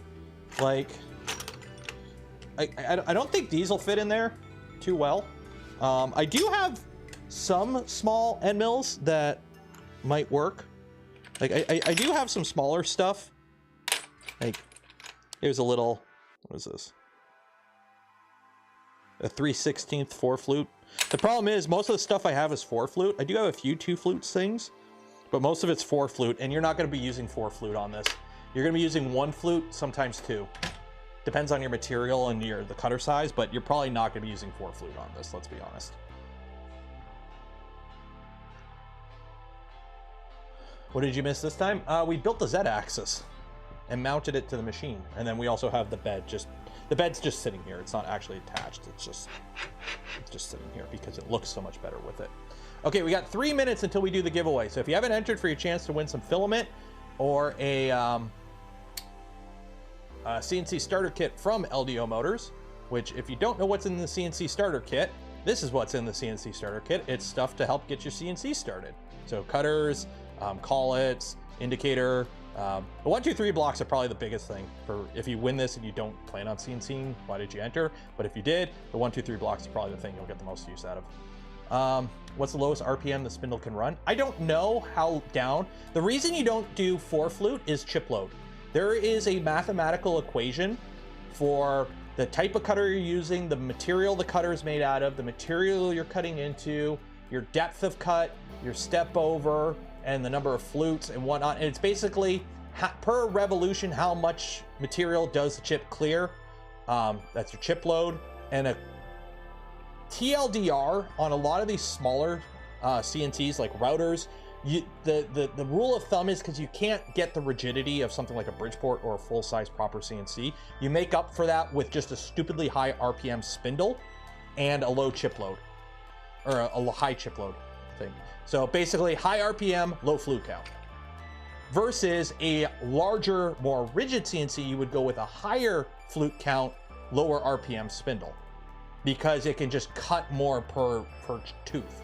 This can't really take massive bites per tooth. So you need to basically, you can't have teeth that often. That's why you have 1 or 2 teeth. So yeah, that's why there's a whole mathematical equation behind it. Luckily, there's websites you can just punch that shit into, and even most carbide manufacturers have charts on their sites saying, hey, if you're using our cutters, this is the speeds and feeds we recommend based on the material. So yeah, chip load is a whole thing. Now, unfortunately, unlike a manual machine, you can't just, you know, adjust things. Well, you can adjust things on the fly, but like on a Bridgeport, basically, I throw it in, I set it for 3,000 rip ohms, and I just go from noise. You adjust based on noise. You want the same chip load. Yeah, that's the thing. There is an optimal chip load, and to get to that chip load, you could do different things. So if the optimal chip load is X, you can speed up and use more flutes, or you could slow down and use less flutes, or, you know, change your depth of cut or increase your depth of cut. Like you can get to the final value several different ways. Some ways may not work as good as others, though. It depends on the finish you're going for too, and the material you're cutting and whatnot. And also, don't forget there's conventional milling and then there's climb milling, right? There's different, with a machine like this, you're probably not gonna want to climb mill. If you don't know what climb mill is, that's a whole other thing you're gonna have to learn about, is conventional milling and climb milling. Because remember, this is the good thing about having giant carbides, having giant end mills. This spins, okay? So remember, this is spinning. And if you're cutting material on this side, it's gonna wanna go like this, right? Or it's gonna wanna go down. If you're cutting material on this side, it's gonna wanna rise up. So depending on the rigidity of your setup, usually you conventional mill. If you don't have the rigidity, you conventional mill. So that way it pulls it into the cutter. If you're climb milling, it's called climb milling because if your machine's not rigid enough, it's gonna climb up, and that's not good. So you're probably gonna conventional mill. But climb milling can give you a better finish. So you make conventional mill and then climb mill on that last path where you're only taking off like a half a thou. So it's not like 3D printing. There is, like, at first you're like, oh, this is, you know, moves X, Y, Z, and you hit cycle start and off it goes. No, there's a lot more involved. There's a lot more just other knowledge you're gonna have to take into account. It's not as turnkey as 3D printing for sure. So let's do this giveaway because I gotta go pick up the little guy from school in a minute.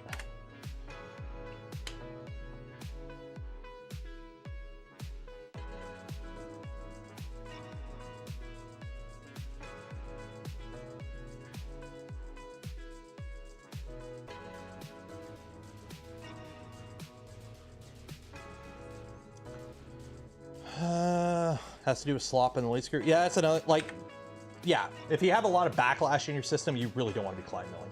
Okay, let's do the filament first. So we'll do the filament first. Let's do this.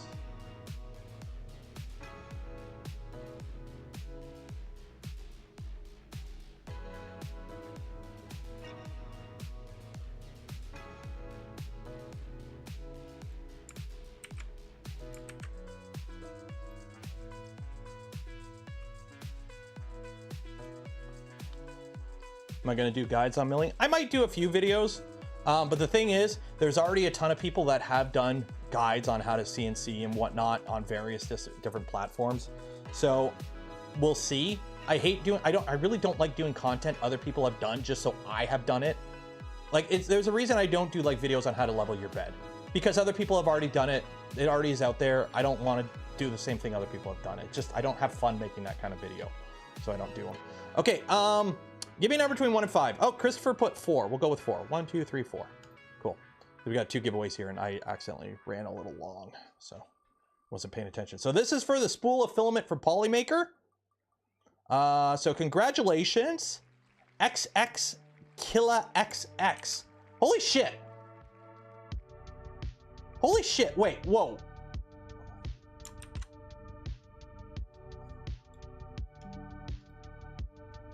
He posted this before I spun it.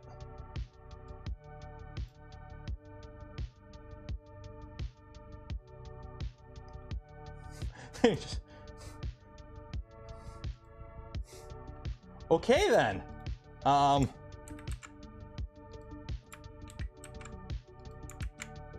Okay then. Yeah, you entered earlier. You entered at like 1:11. Yeah, you. There you go. Where's do we have tinfoil? No, we don't have a tinfoil hat emote.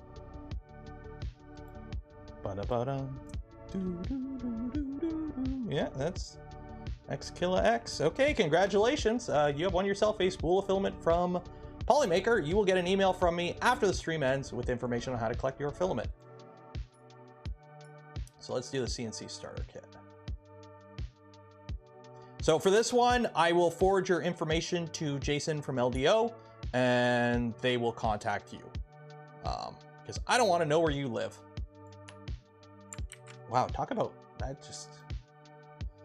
Yeah, now everyone's spamming I win in chat.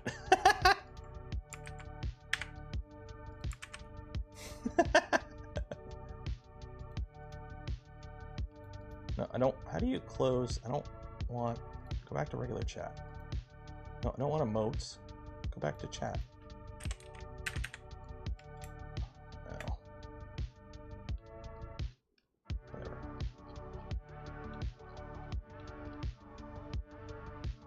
Okay.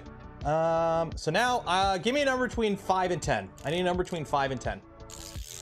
I need a number between 5 and 10. 6. 1, 2, 3, 4, 5, 6. Round and round she goes. Now the thing is, all of you have put I win now, so I'm not going to check to see if this person did it as well.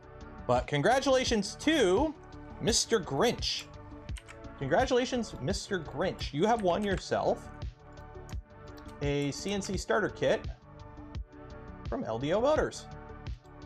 So you will get an email, hopefully from Jason in the next little bit. I don't know exactly when. But they'll collect information to send you your thing. So we're gonna call it there because I need to eat something real quick and go pick up the little guy from school.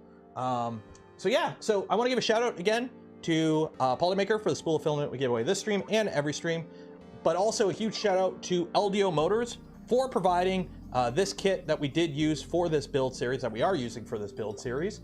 If you wanna get one of these kits for yourself, or some Polymaker filament, link in the description, affiliate links, they don't cost you anything extra, go a long way in supporting the channel. For the Milo kits, you are gonna have to source through your local LDO reseller because they don't sell directly, and I have a link in the description that links to their list of resellers, so you can check that out. Also, shout out to the Millennium Machine team for hanging out in chat and helping out with QA during the build itself. And lastly, I'm going to give you a huge shout out for those that donated to the channel, gifted memberships to others, or became members of the channel yourself. I thank you. I would not be able to do the things I do, create the content I create without your continued support. You make it all possible. John, please stop spamming or I'm going to mute you. So we're going to call it there. We will continue with this build next Tuesday, CNC Tuesday going forward. And then Friday, we will pull out the Prusa Mark III and start upgrading that to a Prusa Mark 3.5. And then hopefully that'll be one stream and then we'll do an enclosure the next stream. So we're gonna call it there. It's Tuesday. Enjoy the rest of your week. Be safe out there. Wash your hands. And I will see you on Friday and hopefully Thursday for a video if I can figure out how to get my editor working. Goodbye.